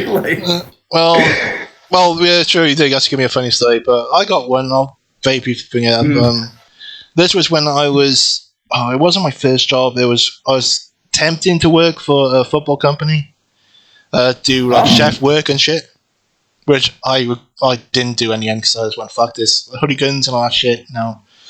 So I leave the place, I go across the road, and there was this drunk dude, fucking hammered as fuck, asked me to have a beer with him. I went, no. He called me a fucking pussy. And I went, okay. And he's chatting up with his fucking teenage chick. I think she was teenage because, you know, the area that they had to go training down there. And the dude was just fucking keep going drunk. He was just still drinking on the bus. He was hammered. He was doing crazy shit. Can you do that? No, you can't. Okay, I'm about to say, you're just drinking on the bus and the bus driver let him on? And he smashed the glass as well. Still, the bus driver let him on? Like, what kind of bus driver is that? Yeah, well, to be fair, most drivers are idiots, man. They allow teenagers on and causing shit, so they don't give a shit, man. They're doing it 9 to 5, they really don't care, man. But yeah, it was funny. I guess 5 minutes, I guess. I should move on. Let's move on, because I'm fucking hard. I'll move on. I'm kidding. You just reminded me of a story. That is something very similar. It didn't happen to me. So it was my cousin. Now I don't know how true everything is supposed to be in this story. Well, he was on the Red Line. Now the Red Line is a train line in Chicago that comes from where my neighborhood is, that goes to downtown Chicago. So you take that, it's like 45-minute ride. So he's on a train. He's going, I guess he's going downtown for something. And this one random dude walks up to him, sits down next to him on the train, and is like, hey, man, you know, it's a stressful day today, right? Whatever. He cracks open a bottle right there on the train. It's stressful, right? He hands the bottle to my cousin and it's like, hey, yo, go ahead, take a swig, man. Hey, no, I ain't trying to drink today. I'm good. I gotta go take care of some business. Dude looks at him and says, I said drink, motherfucker. Ooh, okay. That's fine, Wiz, dude. Wait a minute. That's a fight. Wait a minute. He was like, wait, excuse me? Man, you better go on somewhere. All he felt on what he said was he felt on the side of his left side, well, like his ribs, this thing poking him. He looked down, homie got his hand in his pocket, and it's like, go ahead, take a swig, man. Oh, shit. The ending of the story, wherever my cousin was trying to get to, I think it was a meeting. He got to that meeting shit-faced because dude forced him on the train to drink. What? And he was so blasted when he got to his meeting. He was like trying to explain, like, listen, I don't do this, okay? I've had a horrible morning. I just got off the train. Guy put me at gunpoint, made me drink. And I'm like, I asked him, I said, yo, were you actually just drinking on the train? Is that what you were doing? No, I wasn't. Dude made me drink. You mean to tell me somebody put a gun to you and made you drink? Really? Yeah. In the city of Chicago. Are you serious? Yeah. Nah, you was just blasted already. You just was drunk anyway. But yeah, that was the funniest thing to me because I was like, I wish somebody would walk up on me talking about hey, take a swig. First off, you just open something up next to me and ask me to drink. No, you gonna have to shoot me. I ain't drinking nothing out this goddamn thing. On the train, a train that goes underground. Nope. You got drunk. Like, no way. There's a stop in Chicago when you're going into downtown called Harrison. Nobody ever gets off this stop. Honestly, if you ever find yourself in Chicago and you're on the red line and it stops at Harrison, don't get off the train. Just keep going. Wait till you get to Lake and State. When you get to Lake and State, then you can get off. Or Jackson. Then you get off the train. Don't get off of Harrison. Don't get off on Monroe. Don't do it. Do not do it. There's nobody there. There's no lights. It's just it's not pitch black, but it's dark enough to where, it looks like a Silent Hill area. Just don't do it. Yeah, I agree. I actually would pay for the like, come on now. If you gonna put me at gunpoint, and make me drink, you gonna drop me off at Harrison, and who knows what the hell's gonna happen there? I'm good. I'm straight. I'm not doing that. second story to end this. Second funny story because you did ask, and you just reminded me of one. Real, like spitfire quick. So. Remember how I told you that I'm the king of horror? That is actually a title that I've inherited through my family. My mother and my father were the original king and queen of horror. So like they went through all of the OG horror stuff and raised me in it. So now I'm the new king of horror. Well, back in the day, my father just got the bright idea to go ahead and scare the shit out of my grandma, right? So they come to the house. He buys this giant gorilla mask, right? And my grandfather was in on it. My mom was in on it. Everybody was basically in on it. My grandmother had a big like leather chair in her room. So he went and sat in there in the dark, put this gorilla mask on, right? Sat in the dark. She got off at work at like 5:30. She used to work at a hospital. So she got off at work at 5:30. She came in. First thing that she usually always does is go to the kitchen, grab her a beer to chill out, and then go to her room, change clothes, and then, relax for the rest of the evening. She walks into the room. Everybody in the house is quiet. She walks to the room. She turns the light on. She sees my father sitting there with this gorilla mask on. And my grandma is she was a very quiet person. She really didn't, unless you pissed off, she was very quiet. She turned that light on and saw him sitting there with this gorilla mask, and she yelled out the loudest of, like, all of the block heard her. What the fuck? Like, she just screamed that shit out so loud and backed out the room, literally in fear, like cowering in fear. Everybody in the house is dying laughing now. Like, now she hates everybody. She hates literally my mom, my granddad, my aunt. She hates everybody. My dad, she really hates him. She's freaking the hell out. And he's like, no, look, it's me. It's okay. It's me. She, get the hell out of my house. Like, she's just freaking out, like, so pissed off. And it was the funniest thing ever. Like, it was so good. So, yeah, that was... that's kind of where I got it. So I do a lot of like little pranks and stuff to my family and my wife and I do stuff to them all the time. So, yeah, but those are my funny stories. I actually got one more vapoury story, but this one is gonna maybe say I'm being a certain thing, but I'm not. But this chick I was drunk. No, I wasn't drunk. I was drinking at a local bar. This chick was keep going on to me. Like, she was drunk, so I wasn't interested, and she was not my type. She kept coming on to me all the time. I decided to say the G word. That I am G. Because of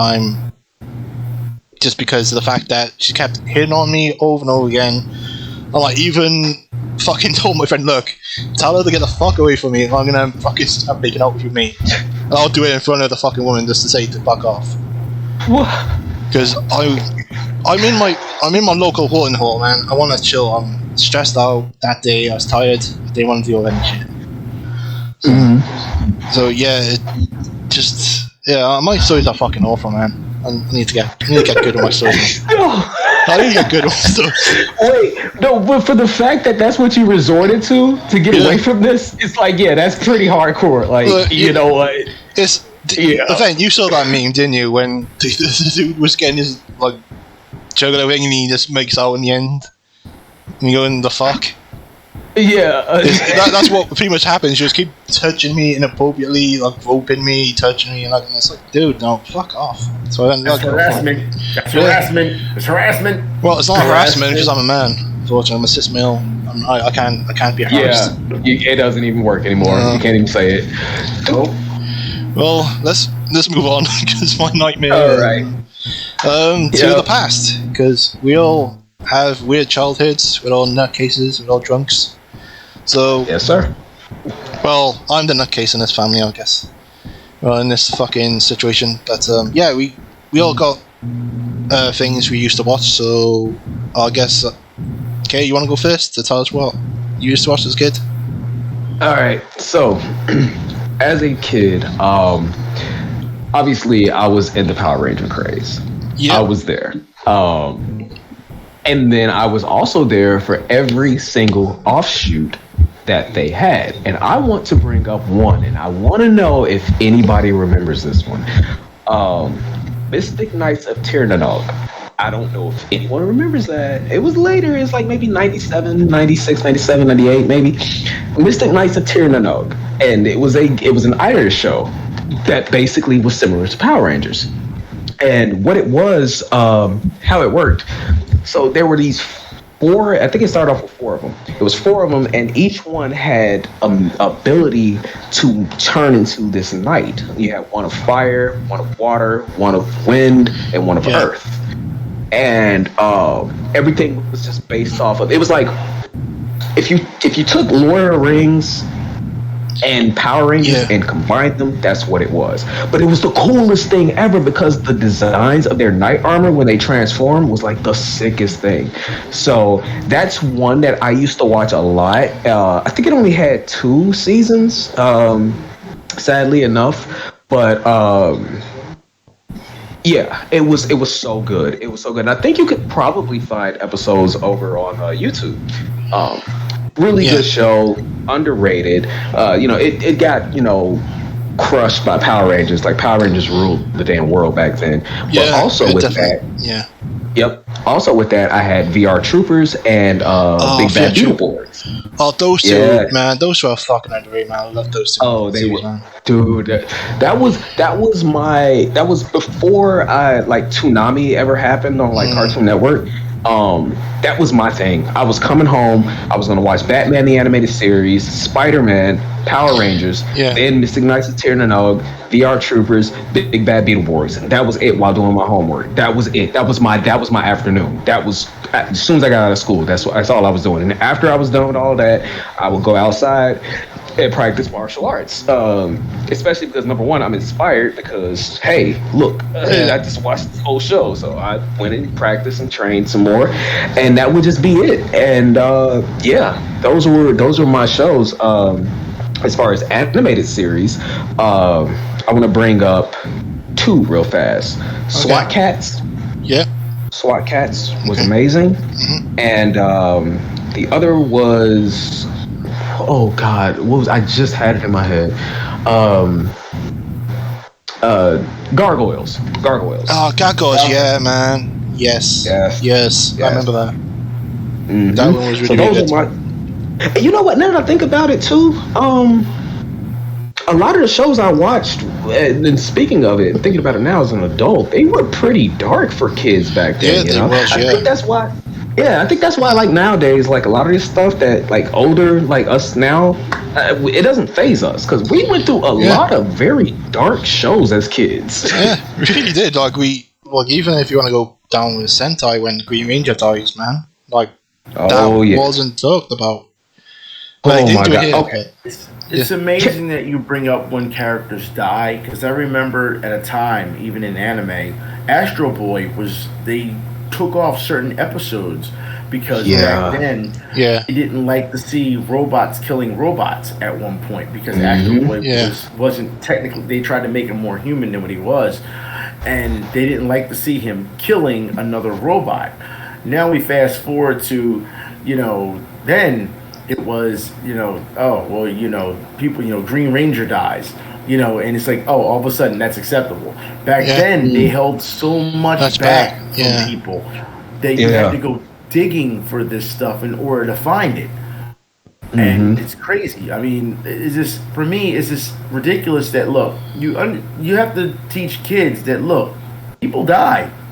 People die. That's that was the point when I think I wanted to make it a mega podcast that you need that kind of experience. You need to know, look, people die. You have to accept that. Yeah. People will die. Yeah. People move on, people transition, no matter how you like to say it. People die. And you have to let kids know that. You know what I mean? And for these these companies to try and hold back that, and we saw that a lot early in the Funimation time. Back then, they wouldn't let you. I mean, they cut out just violence in general when it came to certain violence. Bruh, it's called 4 kids. It's called 4 kids, man. I'm sorry, you're right. 4 kids. I'm sorry, 4 kids. Yeah, fucking. You can't show guns. You can't show guns. God damn it. I don't understand how they did Escaflowne movie for kids. I don't understand it. God, Escaflowne, like that was one that was like, okay, this should not be viewed by children. Like this is really like the whole idea is in order to pilot the damn thing, it had to drill into your neck and use your blood. Like God, come on now, like oof. Yeah, it was something. Comeback. The show needs to make a comeback. Just to right the wrongs that they did here in the U.S. just to do the censorship. Oh God, I want to say. Wait, I stopped watching Power Rangers after Zeo or Turbo. You know what? Yeah, after for me Turbo. It was Power Rangers in space. After space, that's when I was pretty much done. Because then Lost Galaxy came out, and I was just like, I'm not really into it. And then Time Force came out, and if anybody knows me, they know how much I hate Time Force. Yeah, you know my Time Force sucked. Oh God, Time Force sucked. I have a disagreement. I don't care for Time Force, but I don't hate it that much, man. But if you're comparing this to SPD, I can understand. I loved SPD. I love SPD a lot more. Yeah, SPD was awesome. Time Force and Lightspeed Rescue, you could keep those. I will never, ever watch those. Even the Sentai versions of them. And the Japanese community, they're like, dude, that was pretty bad. Like, we don't even like that. Damn, it gets no love, and it shouldn't because it's just that bad. Like to me personally, I didn't care too much for Lightspeed. I can agree with you with that, but I just see it as more as it was a military kind of TV show. It just wasn't a Power Rangers TV show, which again, either see it now for what it is, or we can get onto it later on, which I think my first on Power Rangers now at this point. But well, I think Joe mentioned something like he wants to bring back cartoons again, back to the old classic Saturdays cartoons. Like, I'd love to see that shit. Oh, yeah. Saturday morning cartoons should be a thing. Absolutely. They should never take them off the air. Exactly. I continuously go back and watch like these. There's a couple of channels I will eventually recommend, but they show all the OG like Saturday morning cartoons, like the ABC commercials. The after these messages, we'll be right back. Like all of those, like those. Like I'm like watching those, and I'm like, dude, what happened? What happened to these? Like, there was nothing like sitting in front of the TV at Saturday morning, eating a damn muffin or some damn cereal or something, and watching friggin' SWAT Cats or, Bump in the Night. Oh, God, Bump in the Night. Or Odd Real Monsters. Like, come on, man. There's a lot of things that kids should be, I should say, exposed to when it comes to absolutely. Cartoons. I mean, even Saturday morning wrestling they need to bring back. But I mean, that's how I got started. My grandfather, and all the respects to my grandfather. Somebody asked me recently, matter of fact, I believe it was Grave. He was like, so why do you still deal with WWE? Why do you still watch it? Why do you still, pay attention to it? Like, why? I'm like, because even though I know how bad it is, my grandfather is the one that started me on it, and I will always call him and talk to him Monday nights. Raw was on, or Monday Night Nitro was on, WCW, and I will always talk to him. And he recently passed, so I'm like, I got to keep the legacy going. So even though it's bad, I'm gonna keep watching it for him. And I would, just watch it, even if it isn't good. I will still watch it and keep it going, because those Saturday mornings.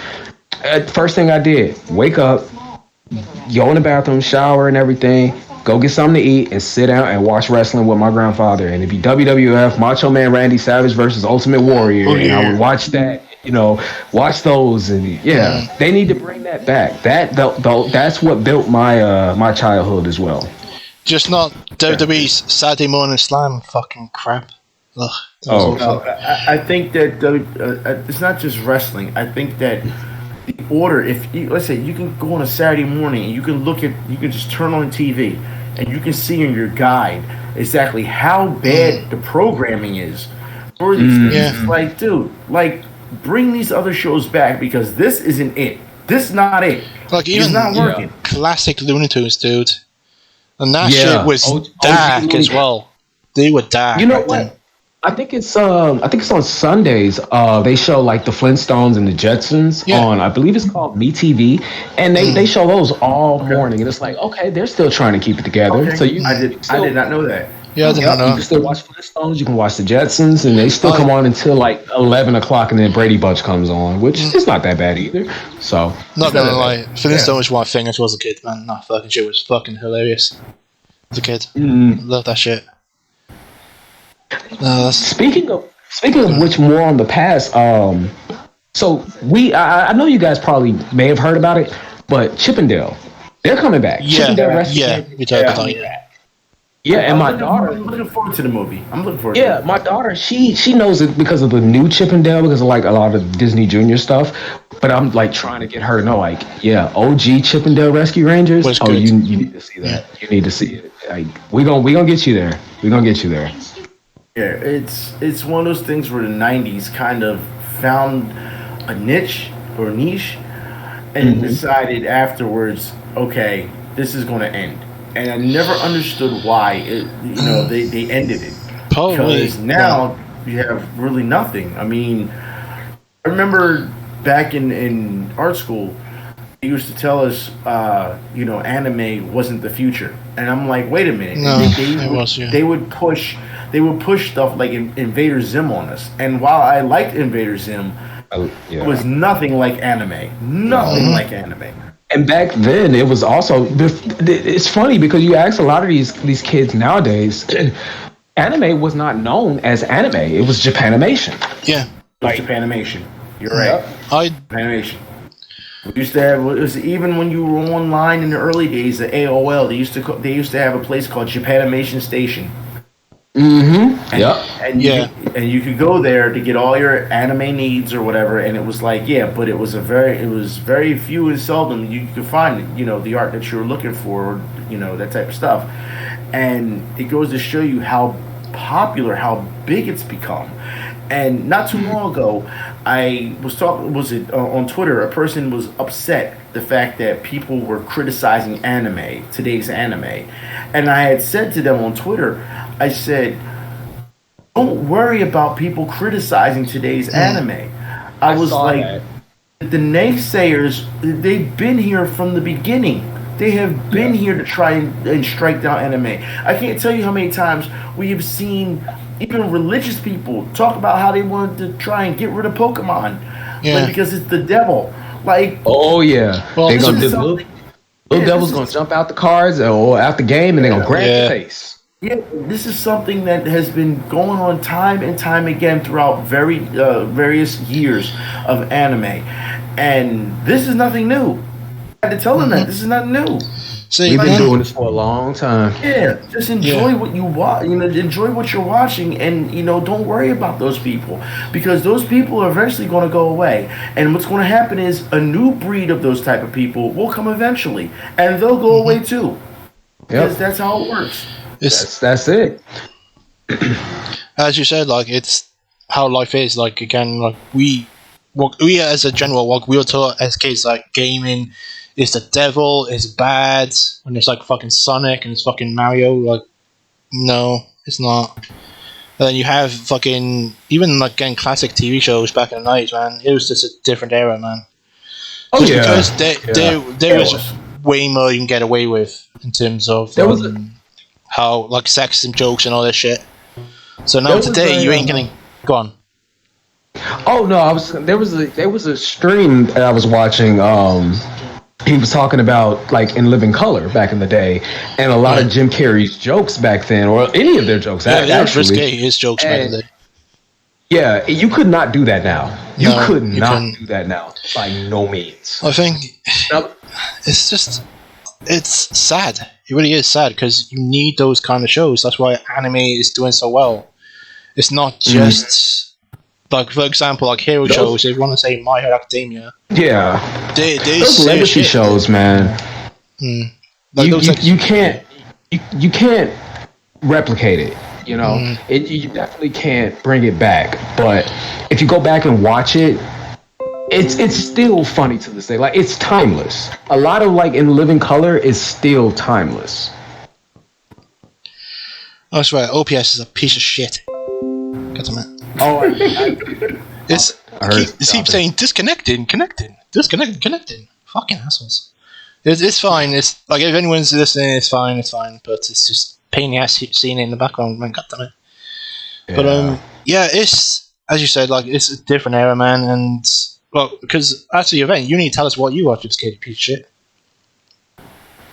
Chelsea Poor, come on. Event.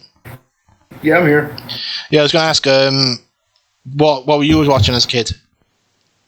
Well, I kind of tell you already certain things that I watched as a kid. Like I said, back then, I remember the lineup at the time was Thunderbirds. Yeah, that's awesome. It was a puppet show at the time. The Fabulous Thunderbirds. What's it? We had, of course, the Flintstones. We had the Jetsons. Huckleberry Hound. Top Cat was one of my favorites. Top Cat, yeah. Top Cat was one of my favorites. Mostly the Hanna-Barbera stuff was really fun, and then that's mostly what I was brought up on. And then of course you go into the '90s. Like I said, you had, like I said, Kay already said about your SWAT Cats. Yeah. I would say there was other shows that were like SWAT Cats. Mask was another one that I liked too much. That was the '80s. Mask. Visionaries I liked really much in the '80s. Visionaries was really good. Knights that had holograms in their chest, and they came out. Yeah. So that was good. I really enjoyed that. Saber Rider and the Star Sheriffs at the time in the late '80s and '90s.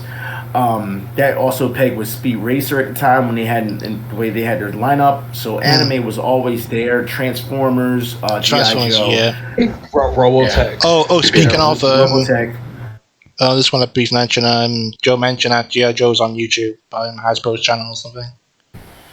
Oh, really? Okay. Yeah, that's apparently I know that. I mean, I think with G.I. Joe, it peaked at the movie. Yeah, that was it. Yeah. G.I. Joe the movie was it. And after that, it really kind of didn't go anywhere. But the movie, man, I mean, if you're going to go out with a bang. And they did. Yeah. So, I mean, I'm not even mad at that. Speaking of which, with Transformers, Beast Wars is coming back. Yeah, Beast Wars is coming back. I'm not excited at all, man. I'm not. Oh yeah, we did talk about that. Yeah. It's going to be. Yeah, it could be right. Go on. Hopefully they do it right. Yeah, I'm hoping they do it right, but I'd rather they just stick with the animation because the way they done it with Netflix actually was pretty well done, to be honest. Yeah. Rather than they stick with that. Honestly, if they bring back the old CG style, I would not mind. That was pretty good for the time, and I wouldn't mind it. To be fair, though, that's where I'd say go to the Netflix one because they actually do bring up some classic characters that were in there, like Ultra Magnus. Oh, they fucking brought out what's that bird name? Fuck. He turns into a plane. He's in it. He's in season 2. It would be It would normally be Starscream, but it was in season 3. He was in season 3, like. It was the Falcon. The Falcon one. I used to actually have that toy. I used to have that Transformer. It was like an airplane. It was like an airplane. Yeah. Fight. He was some. I can't remember his name. He was in there. Like, there's some good characters. Like like some of the female Autobots were there. Like, it was a good run what he did with it. So. Yeah. But yeah, the classics though you can't beat it, to be honest. It's still there. It's still good. You should be able to watch that. So. Also, one of the greatest that no one ever talks about, Double Dragon, the series. Yeah. That was amazing. That was amazing. Double Dragon is lucky it got as far as it did. Wow. Based off a video game. No, I'm just saying, based off a video game, which was an amazing video game in the arcade. It's lucky it got the popularity that it did. Yeah. To branch out into other forms of media. It really is. So, I mean, I'm not going to take anything away from Double Dragon, but I put it like this. If you don't give me the original arcade version, I want nothing to do with Double Dragon. I didn't like the NES version. I didn't like it at all. What about Double Dragon Neon? I'm not a well. Double Dragon Neon it's fun. It's a fun game, but to be honest, the original arcade does it for me. Yeah, the soundtrack is fun, but the original Double Dragon does it for me. I mean, when it comes to beat 'em ups and it comes to co-op, that's the first thing I think of is Double Dragon. For me, it's Streets of Rage. I'm sorry, Streets of Rage.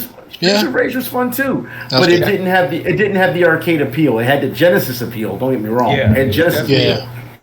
And see, I have so much of a connection to Streets of Rage because my mother, she's the one that got me. If I was to ever give anybody credit for me being in gaming right now, it's my mother. She would sit up and play Streets of Rage all night long. Like literally, all right, you going to bed, and she would go get her beer and sit down and play Streets of Rage all night long. Like literally beat the game, and then I come back and like, oh, we're gonna play Streets of Rage. Yeah, I already beat it.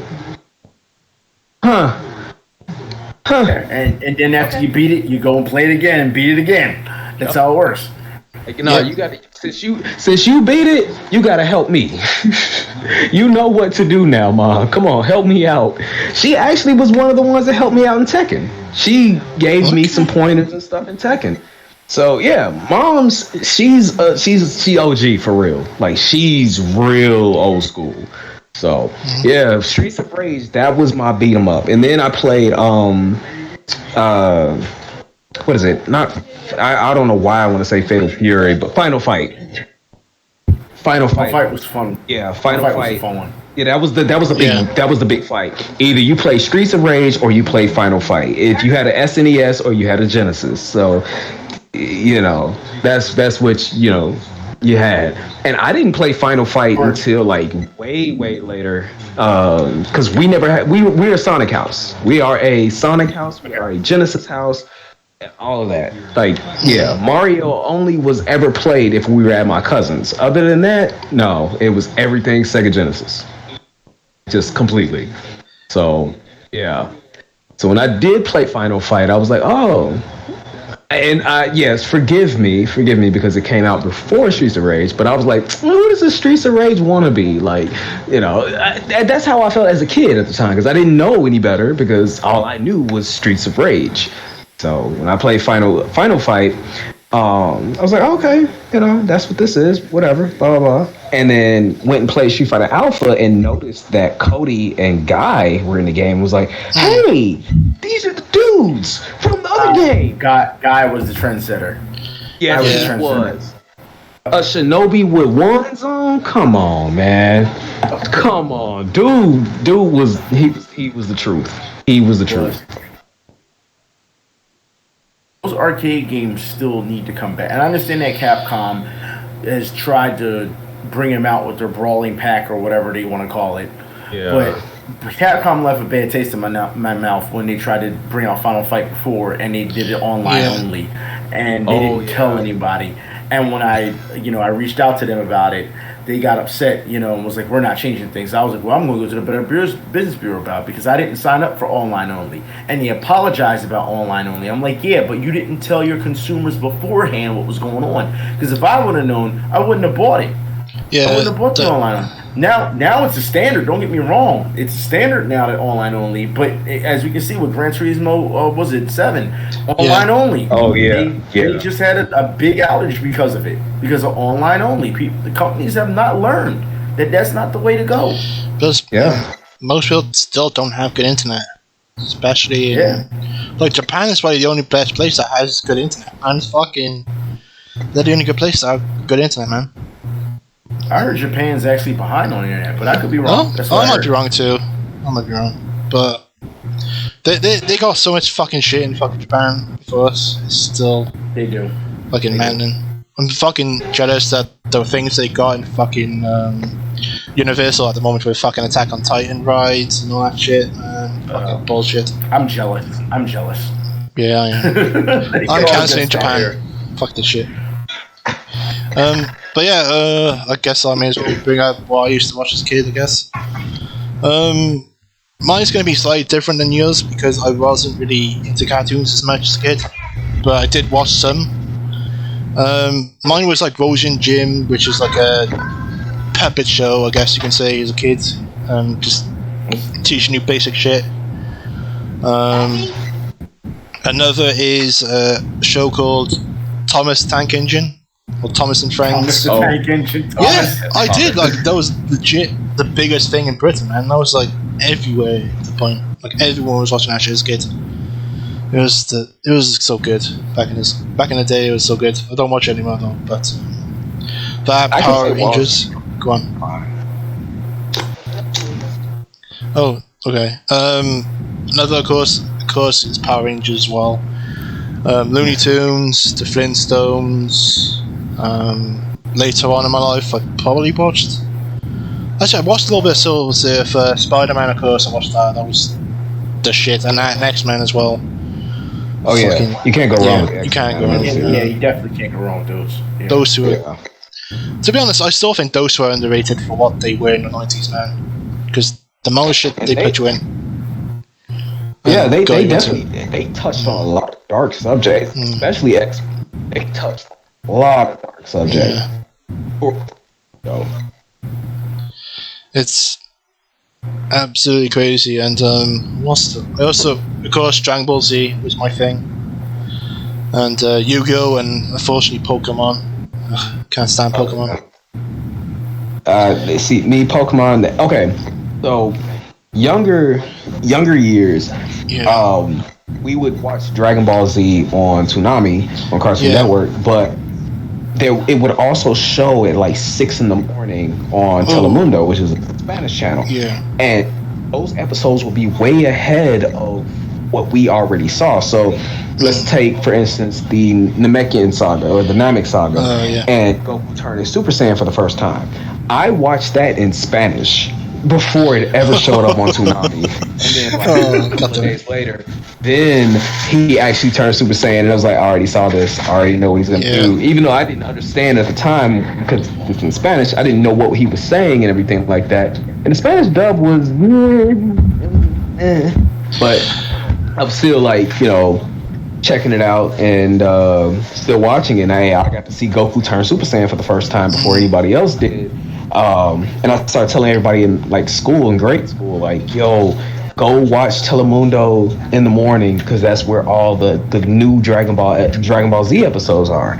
So that was a big thing. Dragon Ball Z was super huge. Yeah. So, another two for me, real quick before I pretty much zip it. Ronin Warriors and Gundam Wing. Gundam Wing, yeah. I did those two, yeah. Mm-hmm. Ronin Warriors was here during the time in the morning. We didn't have it in the afternoon. It was only in the morning. Yeah. So I mean, I'm for Ronin Warriors. I think that it got the shaft a little too early due to the fact that it needed more. It needed more. Once they beat Tulpa, they didn't know where to go. Right. Yeah. And I think they didn't know where to go, and it kind of hurt the series because of that. Because they didn't have anything planned afterwards, really. Mm-hmm. And that's when ratings started to fall. But the ride until you get the Tulpa is actually pretty great. Yeah. When I was younger, I used to think like them finding each other, all 5 of them, like trying to find each other. Sage of the Halo was stuck in a boulder. Roland was in a freaking bubble in the sky somewhere. Like I was like, oh man, this is taking too long. Why don't you just hurry up and get together? But then when they did, it was like, okay, this is the team. Here we go. This is what I want to see. And then Rio of the Wildfire happened, and it was like, yo, what is this white armor? Yo, what the hell? Oh, they can't be stopped now. They can't be stopped now. This dude literally calls on the power of all of the other 4 armors and literally becomes a beast. Like, no, like, dude was so like, oh man, it was so good. Somebody on TikTok, I have to say TikTok again, I know. But I have to say that someone on TikTok was like, hey, you know what? We all have our own opinions and thoughts in anime and the anime community, but one thing we can all agree on. Can we bring back some of the old anime with some new animation? And I was like, yo, that would be great if they did that. And we know that remasters are coming. But with new animation, I don't know if we're going to get that too much. We are. I disagree because let's talk about Hunter x Hunter. Hunter x Hunter was remade. No. It was remade a long time ago when 2011. That was remade again, didn't it? I got one better for you. Gundam Wing is coming back with brand new animation. It's coming back. It's coming. Yes, it is. Yes, it is. The trailer was posted 3 days ago. Yes, it is. I don't know how I feel about that. It doesn't look. It doesn't.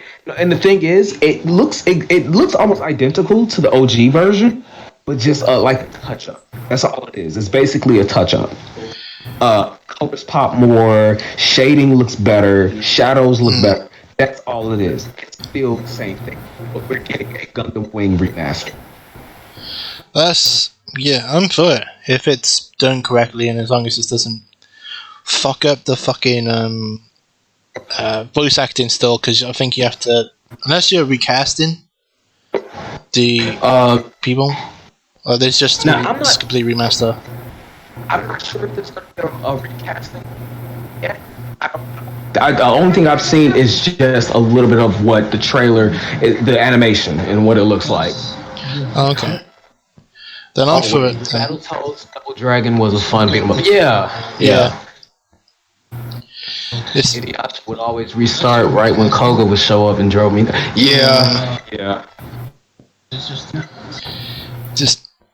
But though I definitely would say that I think Dragon Ball Z, either for better or worse, is the granddaddy of all shonen. To be honest, like how it's pretty much perceived. It set the blueprint. It did. Oh, did any of you see the Dragon Ball Super movie trailer, the third one? Not the movie trailer. It's the CGI. It's a CGI one. It's going to be about Gohan, and pretty much what sums up, it's going to be the Red Women Army, and it looks like it's going to be a new cell, and it's black. What? Yeah, it's a new cell. But they kidnapped his daughter. So I think it's going to lead towards some serious shit is going to happen with Red Army, man. And I want this, but... You know what? I was going to say that because here's the thing. Gohan is one of my favorite characters. As far as Dragon Ball Z goes, or Dragon Ball, Trunks is my number one favorite. Then Broly, then Vegeta, then Gohan. Gohan only because of the first Cell Saga. Yeah. That was amazing. And Gohan, not about any of it. He was just literally murdering whatever was in front of him. Like, that was so cool.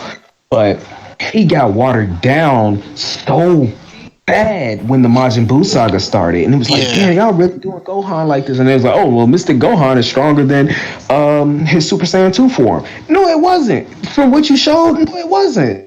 He got bodied. So for Gohan to get a return, and then if you look at Battle of the Gods, Gohan was so weak.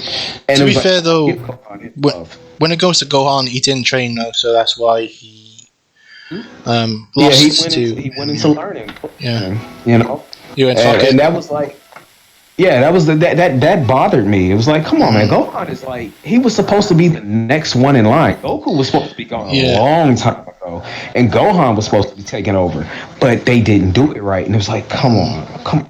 And what the hell? So if this is gonna deal with Gohan, I need to go. Yeah, this is 100%. Looks like it's gonna be Gohan orientated movie, because again, it looks like Beerus and stuff are gonna be there, and Vegeta might be there a bit, but it looks like Gohan's gonna be the main character because the fact is it's his daughter. So who's gonna be the one to take care of it? Because Goku is like, well, I'm busy training, bitch. Yeah. And then think about it too. Also, with the history of Trunks with Gohan, Gohan was the truth. He was the truth. Gohan with one arm was literally dealing with the androids by himself, one arm, until he got killed. But he didn't go out like no punk either. He fought to the very, very, very end. And that's what made me love Trunks too, because I felt like Trunks did. Like, I felt like, man, Gohan taught you everything you know, and then you look watching. I keep saying literally. Why do I keep saying that? You watching Gohan laid out dead in front of you, Trunks goes Super Saiyan for the first time ever, and it's like, oh man, now Trunks is about to get busy. This is yeah. So Trunks by that became my favorite character. And then obviously when he went down and tore down Frieza and King Cold. I mean, instantly. Yeah, he was definitely initially a good character, but no one messes with the daddy, Big Daddy Vegeta. No one messes with Vegeta. I just think he's the best overall character just because of characterization for him. Like, he turned into that giant piece of shit to chill piece of shit. Yeah. Vegeta's growth was so good. Ever. They could have done so much more with Karan with that as well, because he was, again, still a brat, wasn't learning, to him being a little bit better and gradually getting better to where he beat Cell on his own. Well, actually, no, not on his own, with Vegeta's help, but still on his own still. And then if you look at it now, if you look at it now, Vegeta is legitimately like a straight up family man who still got hands. He still will provide you those hands, but he's still a family man too. And I love to see it. And he had a family with the very same race of people he was supposed to destroy. Yeah. Like, that is such a great character arc. Like, it's so good. That's my bomber. Beerus slap bomber. Yeah. Oh yeah, it went nuts. And I'm like, that's I loved that. Still lost to Beerus, but he gave him a fight, which I give him. Yeah. He let Beerus know. What do you say, Vin? He's predicated on losing. I mean, the character itself is always lost. No, I like Vegeta, but the character itself is always lost. I mean, if you tally up all the losses that he's lost to the androids, he's lost to Beerus, he's lost to Cell, he's lost to. I mean, at one point in the Broly movie, they made him scared of Broly, the original Broly movie. Piccolo had to go tell him, like, your son is out there getting beat up. Get up, do something. Hey, Broly. He was too scared. Yeah, if you gonna sit there, then I'm gonna go help. But you can sit there and cry all you want to. I'm going to go help. You figure it out. Vegeta. The character has gone through so many trials and tribulations when it comes to losses that even though he's supposed to be a great warrior, he prides himself on fighting. But then these badly written arcs at times have just been shortchanging him every time, and I don't understand why. I don't know if the character finally gets what he wants, will he lose control? Is that what this is? Because I think he's always talked about being the strongest. Yeah, I think. And go on. No, go ahead. I was going to say at this point, I think when he came to like Buu, when he was fighting, when Goku and Kid Buu were having it back and forth. I think he admitted to himself that, look, I'm just not going to be this guy who's going to be the top dog who can beat Goku. I'm just going to try, do my best, and do it on my own kind of thing. Yeah, he missed that he's better than him. So I think he had, because even when he took on Buu, the original Buu, he wanted to be that fighter again. He wanted to be ruthless, and he wanted to be strong, but he realized when he sacrificed himself, bro, I'm going to do what I can to stop someone. And he sacrificed himself for the best. So sometimes, but I agree, like Ryan Rice, they fucked him sometimes for no reason. Yeah.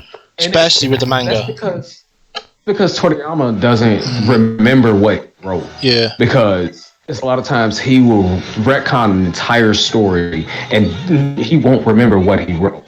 But the thing with Vegeta is, it's one of those where he's got to get his come up at some point, because even in Super right now, the manga that's ongoing right now, he just got a new form. He just got a form and body in it, like Ultra Ego. Like, you just have a new version of Vegeta who's up and stronger, but still got body. Vegeta has to have his come up in some not come up in, but he has to have his return. To glory at some point in time. He has to, because he's been through too much. I I just don't understand why he doesn't bring back Planet Vegeta. Like, he cares about his race, but doesn't want to bring him back.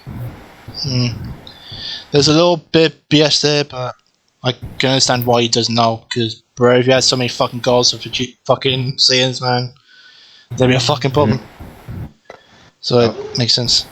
So, any final thoughts on the classic stuff? Any?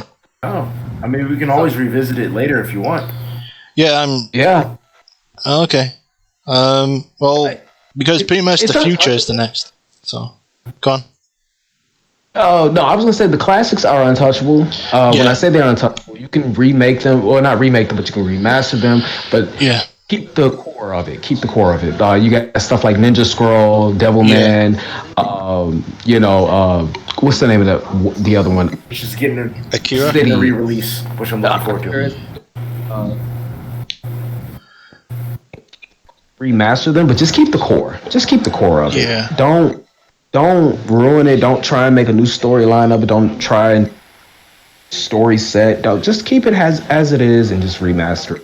Like I said, with Gundam Wing, seeing that having its remaster, keep it to what it is, will be good.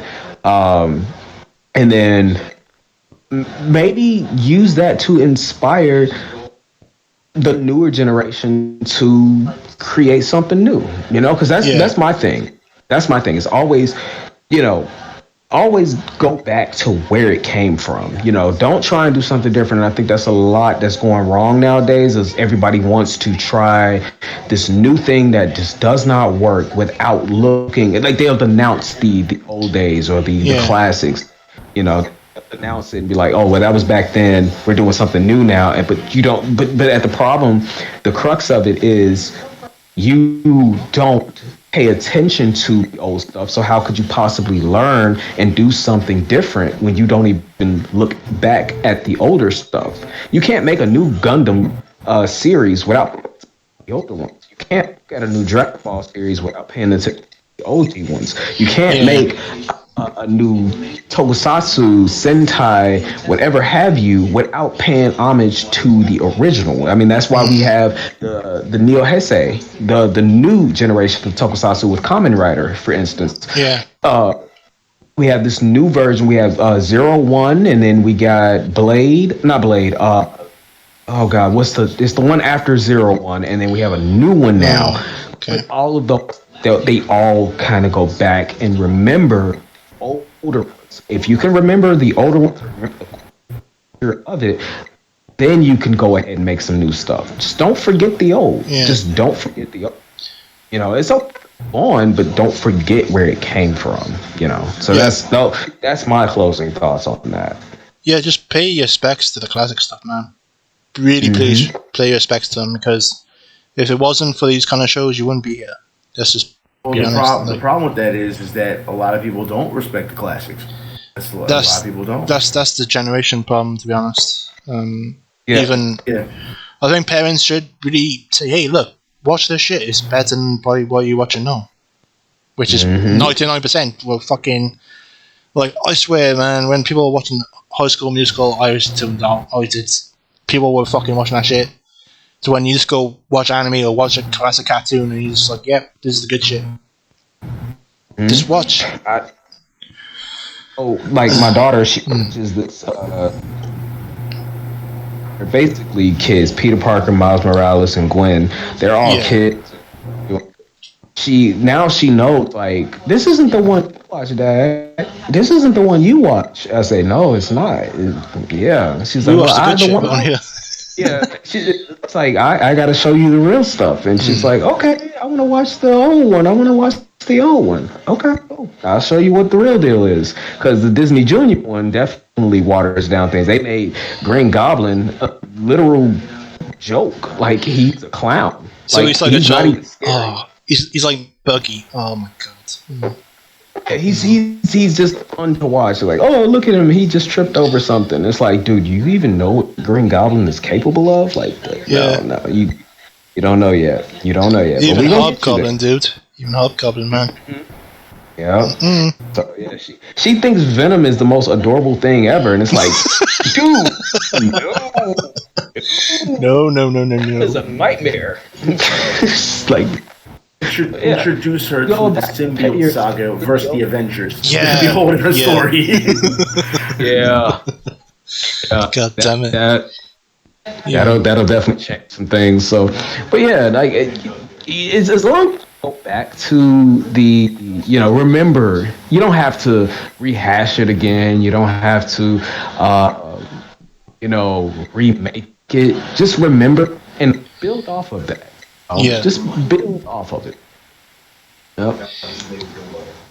Event, do you have any final thoughts, or just no? No, I think I gave my final thoughts on about the classics. I mean, it's one of those things it's one of those things where I think people need to understand the history of their genre if they're going to sit here and say they're a fan of said genre. Yeah.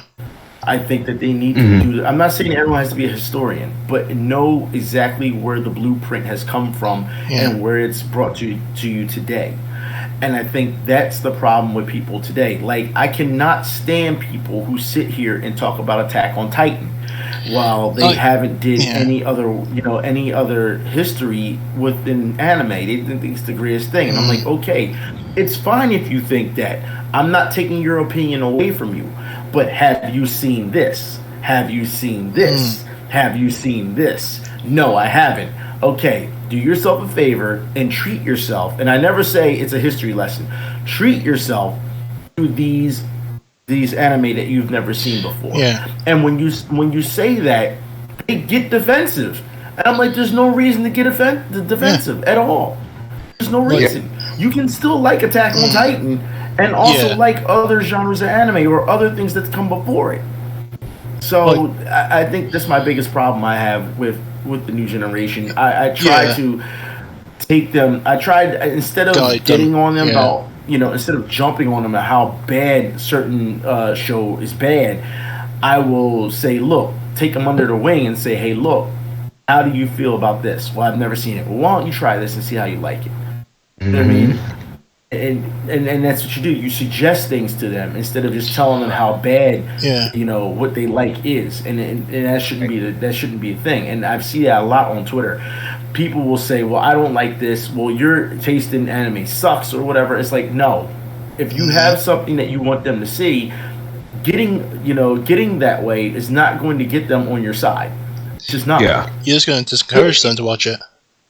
Yeah. I saw someone say something about gatekeeping anime, and it's like, see, that's the problem. I would say gatekeeping it's a big thing, but you gotta lock out the there. And when I say the ones that are well, you just not letting anybody in. No, like on this, or you're gonna shit on that, and you. Classics, so you don't know where it comes from, you don't have a right to be here. If you think that One Piece is the most amazing thing ever, and then when I bring up he brought up One Piece. Hey, he brought up I love One Piece, bro. I'll fuck you up, bro. My dad works for Funimation. I'm getting you banned. It's like, I will say that, and you'll look at me crazy and be like, dude, what are you talking about? Well, have you ever seen G-Force? Have you ever seen Ninja Scroll? Have you ever seen this? No, but no one all of those. Oh, you are smoking all the now. You don't even know how the ideas of a character like Luffy or Zoro. Almost you can't thing ever since like we don't know where y'all came. No. So you look like they have some derivative of where they came from. Some Akira Toriyama, some from the original creator of Astro Boy. A lot of them, Kasharn.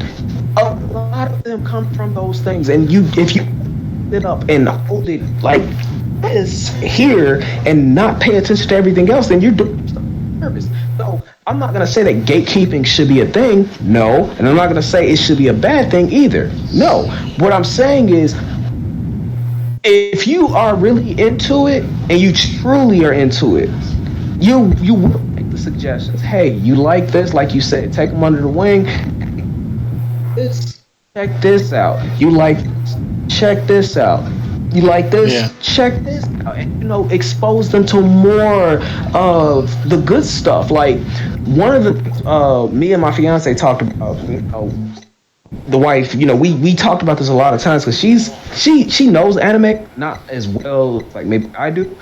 I've been hitting her up like, "Oh, have you ever seen Devilman?" She's like, "No, what is that?" And explain it to her. And one day she said, "Violent old school anime." Oh, I got you. You want some best stuff? Wicked City. That's what I'm thinking about. What Wicked the fuck? City. Which will get a remaster. City.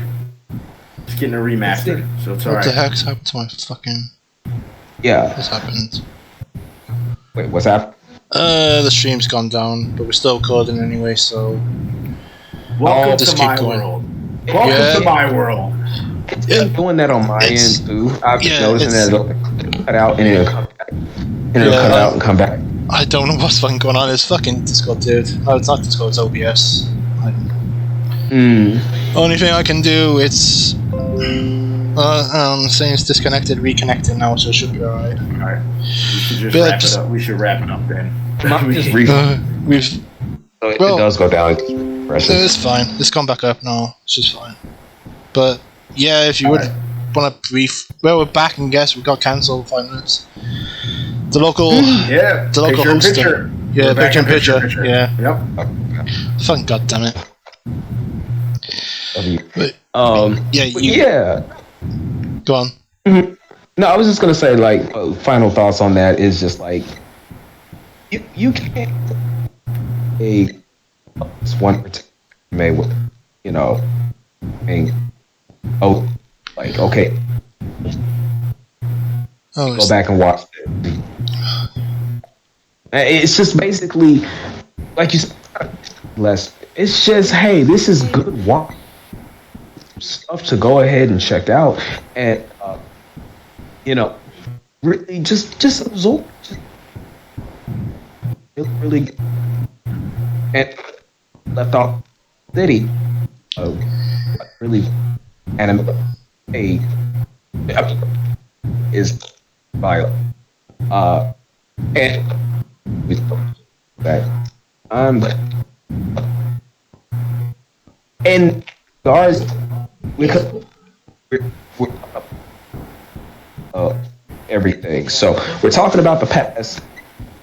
We're kind of edging our way toward the next topic, which is the future. Yeah. So I will say this. There was one that happened that kind of bridged the gap between future and that was Karas, the Karas series. You can either find it in a movie set or an actual series. And honestly, it is so good. It's if you take Batman, Big O, maybe Onimusha, and a couple of others, if you bring all that together, and the Crow itself, me and Event has talked about this many times. The Crow, absolutely. Yeah. You put on get Cars, so good, but it came out in like 2006. If we were to go on and do more things like that, we would basically bridge the gap. Yeah. We got what? 2 movies with Cars, I believe. Prophecy. Yeah. And then if you break it down, it's into like 30-minute episodes for each one. Yes. Yep. So, yeah, if we do that, you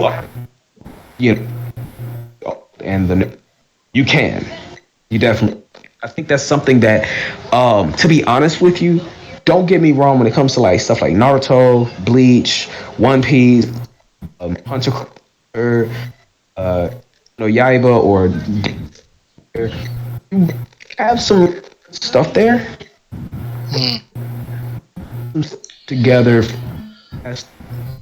Just a little bit. You don't have to do the whole thing. flush it all the way into the future. And that's what's going to continue anime as a whole, or the classics as a whole. And I mean, look at what we talked about Power Rangers. Look at Power Rangers. Look how they brought back Jason. They brought back Tommy. They brought them back. Even Karen Ashley, who played Aisha, they brought her back in that tabletop game. I forget what it was, but now it has its own comic book series with her in it. Oh, it's called... Fuck. I know you're on about something... Fuck, yeah, it was on YouTube, yeah, I know you're on about, though. Yeah. And that in the series for that comic is doing really, really well. Yeah. So that's a prime example. Oh, Mystic... It's not Mystic Frost. Fuck. Go on. God damn it, fucking my brain. Something like that. Something. Like it's Dimension something. So yeah, they have the similar cast where you have Bulk and Skull. Bulk actually is a Ranger now. He's a Yellow Ranger. You have a new Blue Ranger. You have a new Red Ranger, but they are still in the same time. And that character, the base education. Oh, it's called Hyperforce. Hyperforce. There you go. Yeah. There you go. I had to fucking find him, man. That's doing really, really well. And we're also getting the crossover for what we already had, the Teenage Mutant Ninja Turtles Power Ranger crossover years ago, but now we're getting a new one as well. Well, for those who don't know, the comic book for Godzilla vs. the Power Rangers came out yesterday. Yeah, it was good. Yes, it did. Yep, you're absolutely right.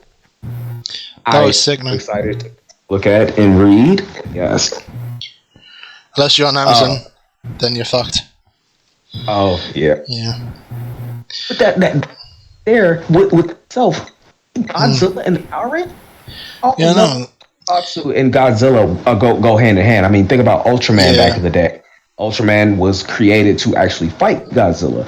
And then it just spawned this whole entire thing.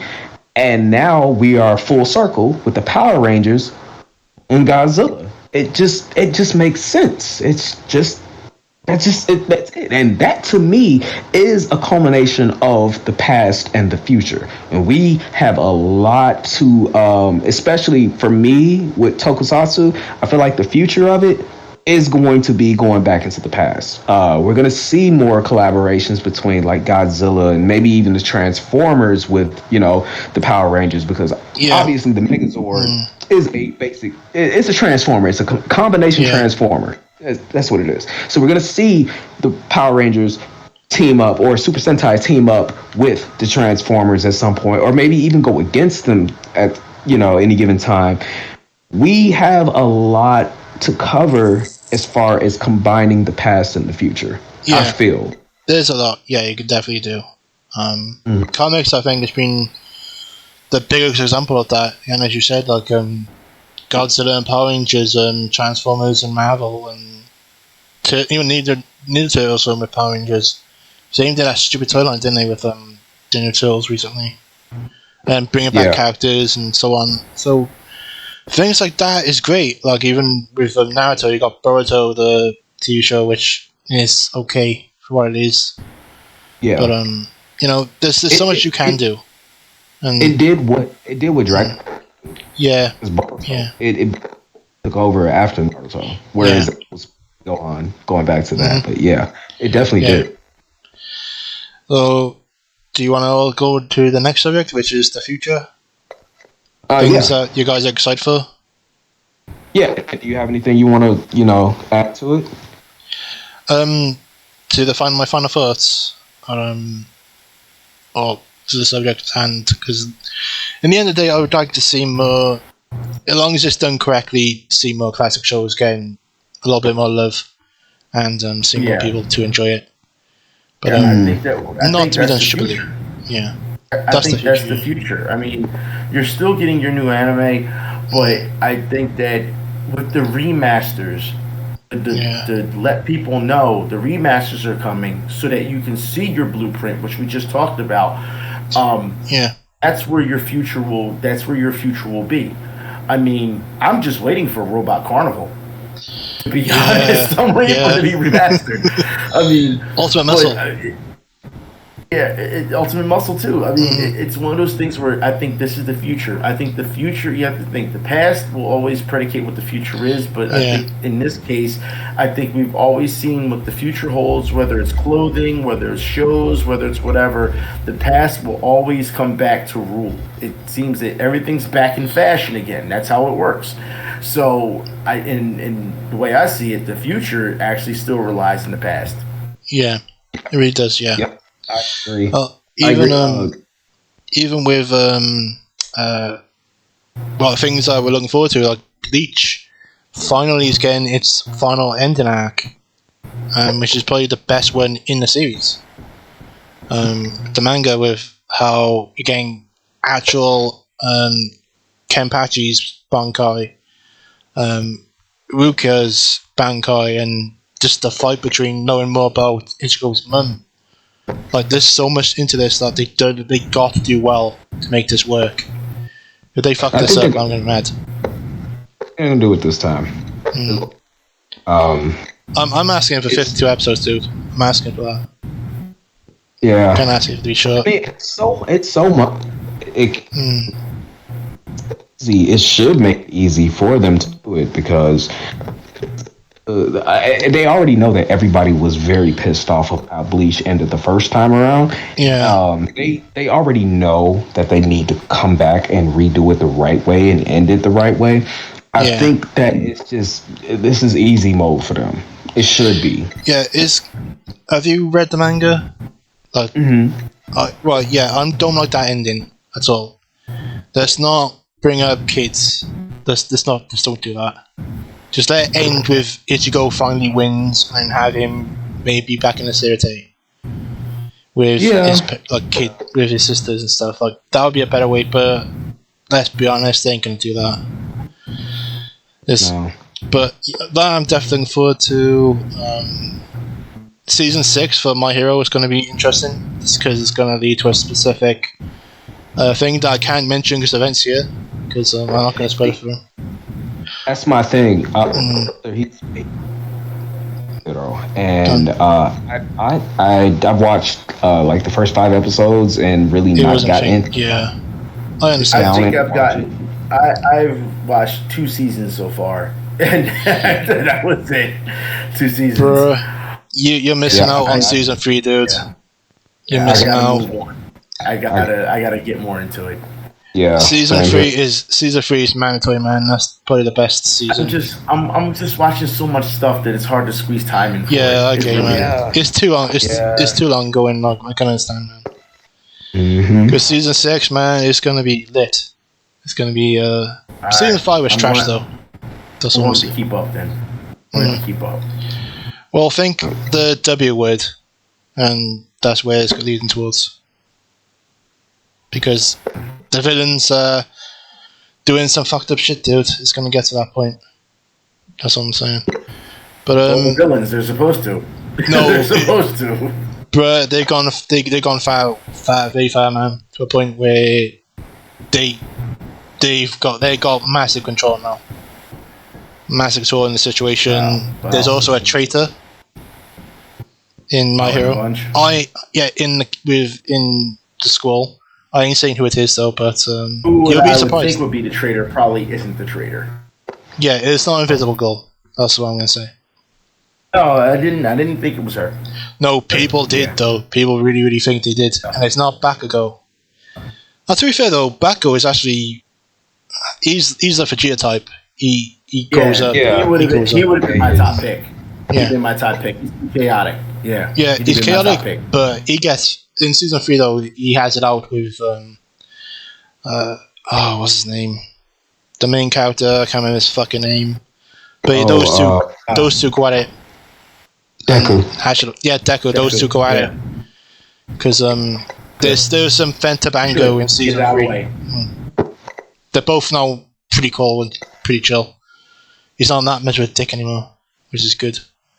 But to be honest though, my favourite one I'm looking forward to is going to be Tiger and Bunny, to be honest, and Legend of the White Dragon. Yeah, you sent me the thing for it. Yeah, I'm looking forward to it. It's coming 8th of April as well, so it's not too long away. Man, 8th of April is going to be fucking big, man. You got Sonic, you got fucking that, and you also got, if you like Dumbledore, the movie, the site as well. So it's a pretty big day. It's going to be a pretty busy day. Okay. A lot of the stuff has been announced. A lot of good stuff. And I just hope that it... What is this? Hold on. Sidebar. Bloodborne's 2022 Return to Yharnam event starts today. What? Okay. Some bigger news. Right. Some bigger news. Okay, so that means... They still haven't released the PC version of Bloodborne. They still haven't. No, I don't think they will. Haven't. It's always touted exclusive game. I really thought that by now they would bring the PC so we could see some mods. But come on, this is... Yeah, I don't see it happening, but that just means that maybe there are a new breed of hunters coming in, and we gotta show them the ropes. And you know how we show them the ropes. Yeah, that'll be interesting. Yeah, send it to the deep end. Yeah, especially with Elden Ring right now. You know, a lot of us are, and we just kind of to make sure that you suffer, especially us old Bloodborne veterans. We're here to make you suffer, you know. Grave hates me. So, side note, Grave hates me. So me and N47, we basically put him out. We playing through the game or whatever, and we're basically sending him on suicide missions. Hey, go check over.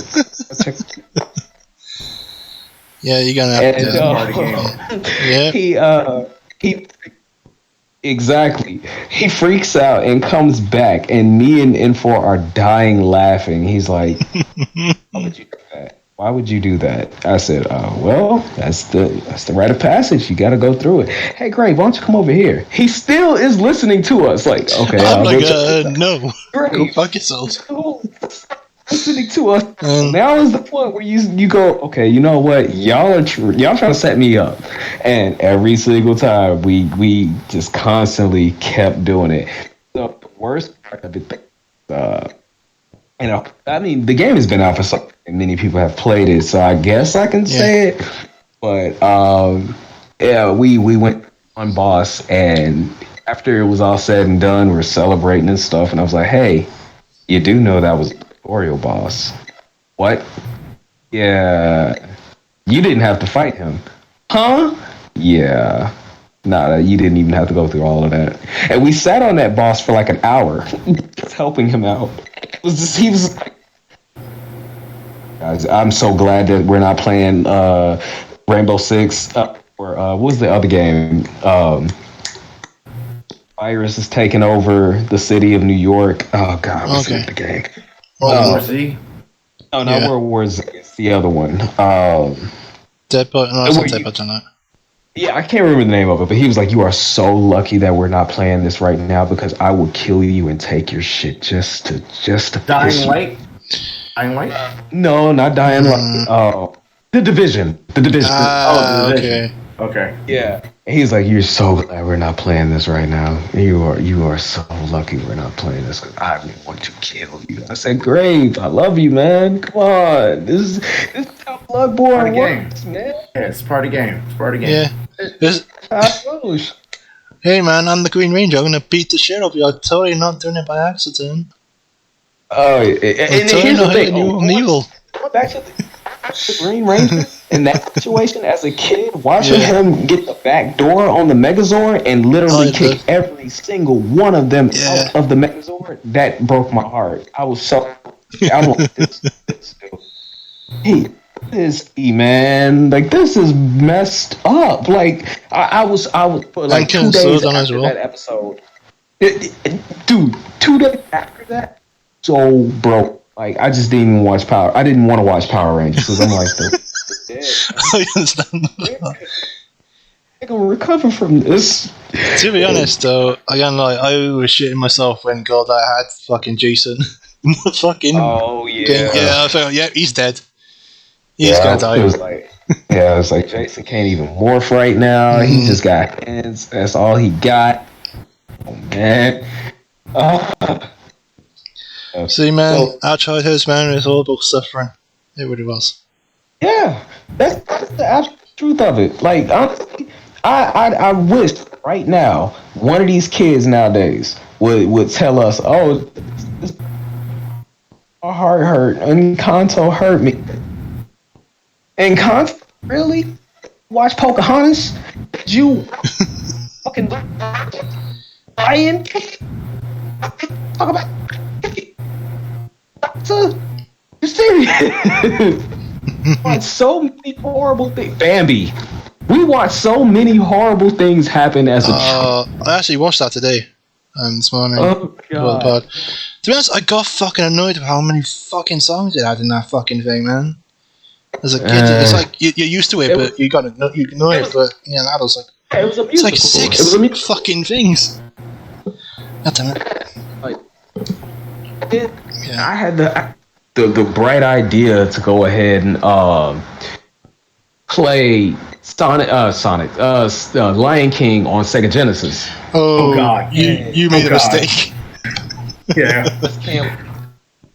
That second stage was the most unrelenting pain. And it was like, dude, I'm supposed to jump on this giraffe and then jump here and then ride the warthog. But for some reason, I keep hitting this branch and I never beat it until I got the, basically it was a Prima guide. It was the magazine that gave you all the information for beating the game. I studied that damn thing like a Bible and was like sitting there like, oh, that's all you had to do? That's all you had to do? But one thing happened here. It had cheat codes in it. Level skips. I jumped right past I can't wait to be king. I jumped right past that and went on the rest of the game. I was like, dude, fuck that stage. No, not playing it again. Well, Never done it again. there is a cheat code. It's called the remaster and just rewind every time you fold. Yeah. Yeah, the remaster, man, it cheats, man. I don't like it, man. You gotta go for the hatchet, man. Man, yeah, you gotta. Hey, you know what? Speaking of like the future being merged with the past, Sonic Mania did that incredibly well. You know why? Because the oil rig stage still is a problem. When I played Sonic 2 back in the day, oil rig stage was my absolute disgust. And then here comes Sonic Mania, 20-something years later, it's still a problem. There you go. The past and the future have now merged, and it's all in this one stage. I've even had my fiance who literally is like, "Oh yeah, I love this game," and she got to that point. Oh, I love this stage, and it pissed her off. I'm like, see what I'm talking about? This game is horrible. That stage is horrible. But yeah, Sonic Mania. That's how you bridge the gap. That in Streets of Rage, that bridges the gap. Let's just hope that many others decide to go that route and bring back some stuff. And I will say this: I know Final Fantasy has gotten this big lately with the remake and integrate, and we got Strangers of Paradise that just came out, and then we got Final Fantasy 16 coming. Can we Legend of Dragoon? Legend of Dragoon. That's a Sony IP that we are never going to see again, I don't think. Rip. Say those words, man. Don't say those words. Yeah. Just saying. I need it. Oh, speaking of fucking remakes, can we actually have an actually good Power Rangers fucking series now? Fucking hell. Man, have you watched Dino Fear? But Dino, what's it called, the latest one?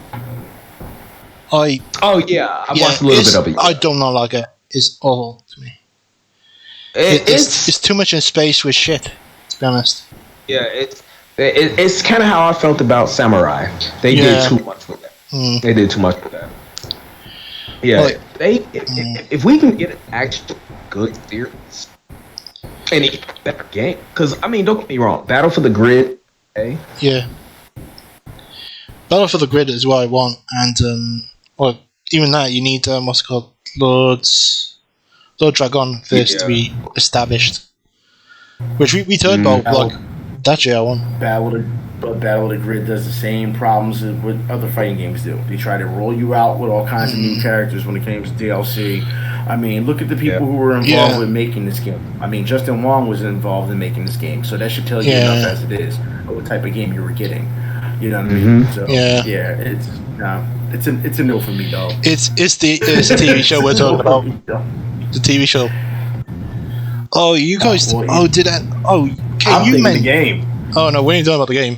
We're talking about the TV show. Like in the comics, Lord Dragon is pretty much Tommy who, when he loses his battle when he gets the spell gone for Rita Repulsa, he goes back to her as the evil Green Ranger and then steals the White Ranger and he turns into like a massive dictatorship. He's an absolute piece of shit. He kills all the Rangers, all the old Rangers and everything. So he kills all Rangers across every dimension. Like that's what he's doing. And he took out Rita Repulsa too. Lord Drakon. Nope. He is a terror. That's what I want. No joke. See, that shit would work, but only for adults, man. And that's if they market it correctly. Cause and like we talked about that before with the Netflix series that they're trying to work on, and it's being done by Bat in the Sun. Right? Oh, okay. Bat in the Sun. Yeah, Bat in the Sun. This has to be loads. This has to be loads of Dragon right now. This has to be loads of Dragon. Because they ain't gonna let him touch the remake. They ain't gonna let him touch it unless, however, we get Billy's version where the Rangers are all old and they have their one last rides and that's it. It's funny you say because Billy but Billy theory now, and Jason David Frank is involved. He's trying to get everybody back together because they're gonna have one last hurrah as the original Mighty Morphin Power Rangers.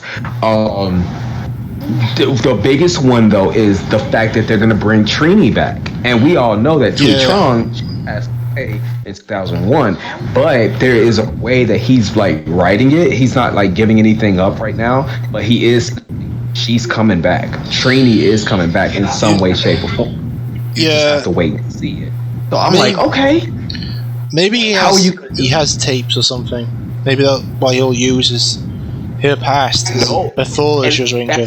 Like an actor. That's what he was saying. It was an Instagram live that he was doing. And he was like, oh, if you think that we're going to do hologram stuff for Trini, no. If you think we're going to do CG for Trini, no. If you think we're just going to like put old footage of her, no. You just have to wait and see. And I'm like, whoa. Okay. What could you possibly be planning? He's like, no, Trini is a pivotal part in this series. Yeah. And he's like, it's not even going to be the... I actually might have a sneaky idea. What if she's Sodom?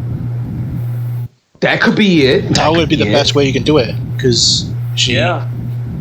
Maybe something along those lines. I can see that happening. I can see that happening.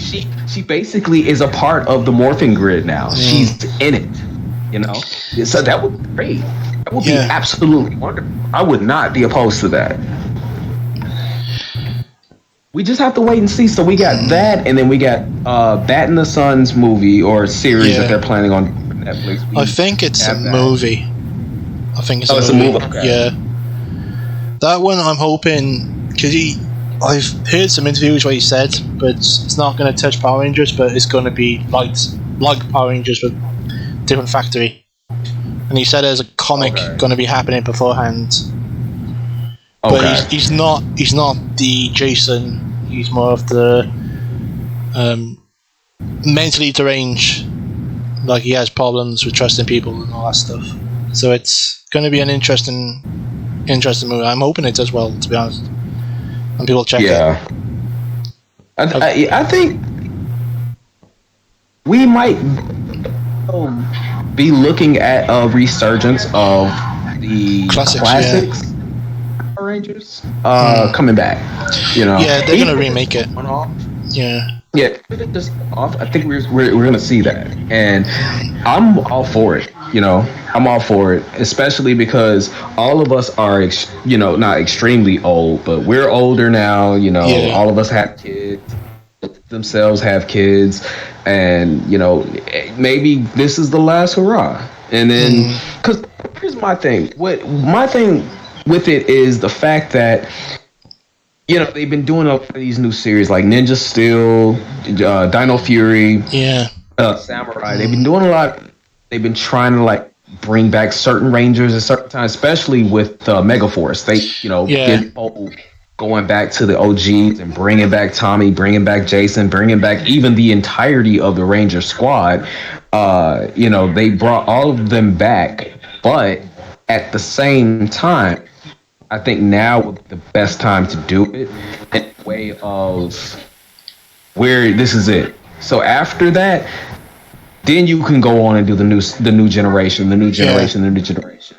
We just have to bow out, And if this is the way we're gonna bow out, perfect. I actually got an idea of the ending. What they do is when you finally defeat that monster, they just put that Morpheus on the ground and walk. That's it. You're done. Just do it like that, and then you can have a sneaky future with Lord Dragon. That's how you can either enter that, or you can just remake the Power Rangers. That's what they're trying to do. That's what. Yeah, I think that would be the way to do it, because think about it. They tried it with Adam, where he morphed one more time, and he died. Yeah, he was supposed to have died because the power would drain him too much. He didn't have enough. I think that would be perfect. Our power, as far as the grid for us as the Mighty Morphin, is over with, and now we set them down and all in a line, all frame. One last roll call, one last morphing call. Finally set them out, and then walk away. Because they're not gonna die. They're just gonna. It's time to move it on. The only problem it's gonna be is fucking Jason and fucking Austin will just be grown adults and actually just do it. That's the problem. The thing is with Jason David Frank, he's not gonna let it go. So he's gonna try and find a way to keep it going. It's like he has been at peace with it. I think he said, "Look, I'm just not going to talk to you anymore. I'm just not interested." And that's fine. But just don't fucking mention anymore. Yeah. No more mentioning. Fucking go up. But I think that's how it should. I think that would be a great ending. If you have anything you want to chime in for as well with that? No, y'all on your Power Rangers thing. Y'all got that. I'm just sitting here listening. Yeah. I don't trust his Evanko. I think he's really a repulsor. He's Lord Zed. I gotta get Ringo anyway. So I was just listening. We're pretty much done, I think. Okay. Yeah, this was a great show, honestly. This is a great podcast. I do want to mention one thing at the end, so you guys can have your final thoughts. Okay. Well, do you have anyone's want to say anything before we go? Because I'll let Event go first. Okay. Go on. Watch Shenmue. Watch it. Jesus Christ! It's crap. This show is so good. It's trash. And I don't understand why people ain't watch. It's not trash. I don't understand why people aren't watching it the way it should be. This show is so good compared to its video game counterpart, and I don't understand why it's not getting enough love as it should be. Watch Shenmue. Okay, yeah. That's all I'm saying. Go watch it, please. To be honest, I'm gonna have to agree. I'm trolling, but I prefer this is actually how you actually do a fucking good game anime, man. Because there's some that are trash, but this one's is fucking good. Really, really good. By this point now, if they're doing a Shenmue game, let's go ahead. I mean, a Shenmue anime. Let's go ahead and get that Yakuza one going. Come on. Yeah, I'm for that. Yeah, please do it.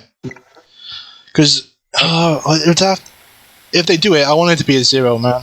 I want it to be those fucking crazy shit. Yes. Let him be like Sony Slippers. I want fucking diapers, man. I want it all. I want all the net shits, man. Yeah, it has to be. My final thoughts is Enjoy what you enjoy. Watch what you watch and love what you love. Everything's always going to change, but it's always going to be rooted in the past. And appreciate it. Appreciate all of it. Appreciate the new, even if it sucks sometimes. Appreciate it because it's someone trying to do something else and trying to do something to continue that path. Be more creative, have more creative side, and within that creative side, look back. Look back, pull from that, and keep it going. Keep the legacy going of the past. One of everything hard, everything gaming wise. Keep it going. And I will say this, and y'all might want to cuss me out after this one, but FGC, if anybody here in the FGC is watching, get your head out your ass and pay attention to how we used to do things and start working on that. Like, get it? Please do, because it's a disgrace right now. But that goes back into the past. Keep the past alive in those aspects, and you will go further. Fuck the esports. Fuck trying to get these sponsorships. Fuck all that. Don't worry about it. Do games that you play. Enjoy what you play.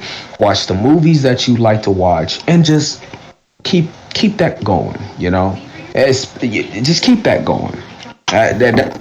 Just keep it moving.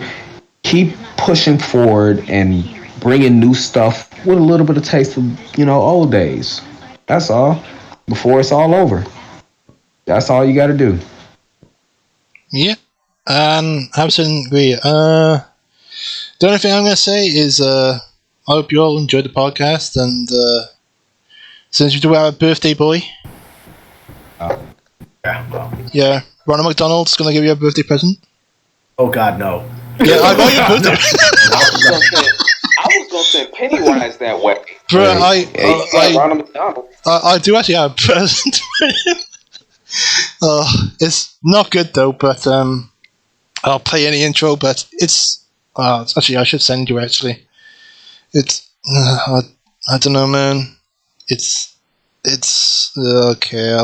I'll play it here, but I don't think it's gonna. Hey. I got to. Have a happy birthday. Just play to me afterwards. Just send it to me. It's fine. I'm sending it onto the recording. Good birthday. Okay. Yeah. And a safe day. Yeah, this was good. Oh my god, this dude. Now I can wipe and leave after I send this message. Happy birthday. Bye. And that's the show, folks. I hope you have a good week and take care. Take care, everyone. See you next time.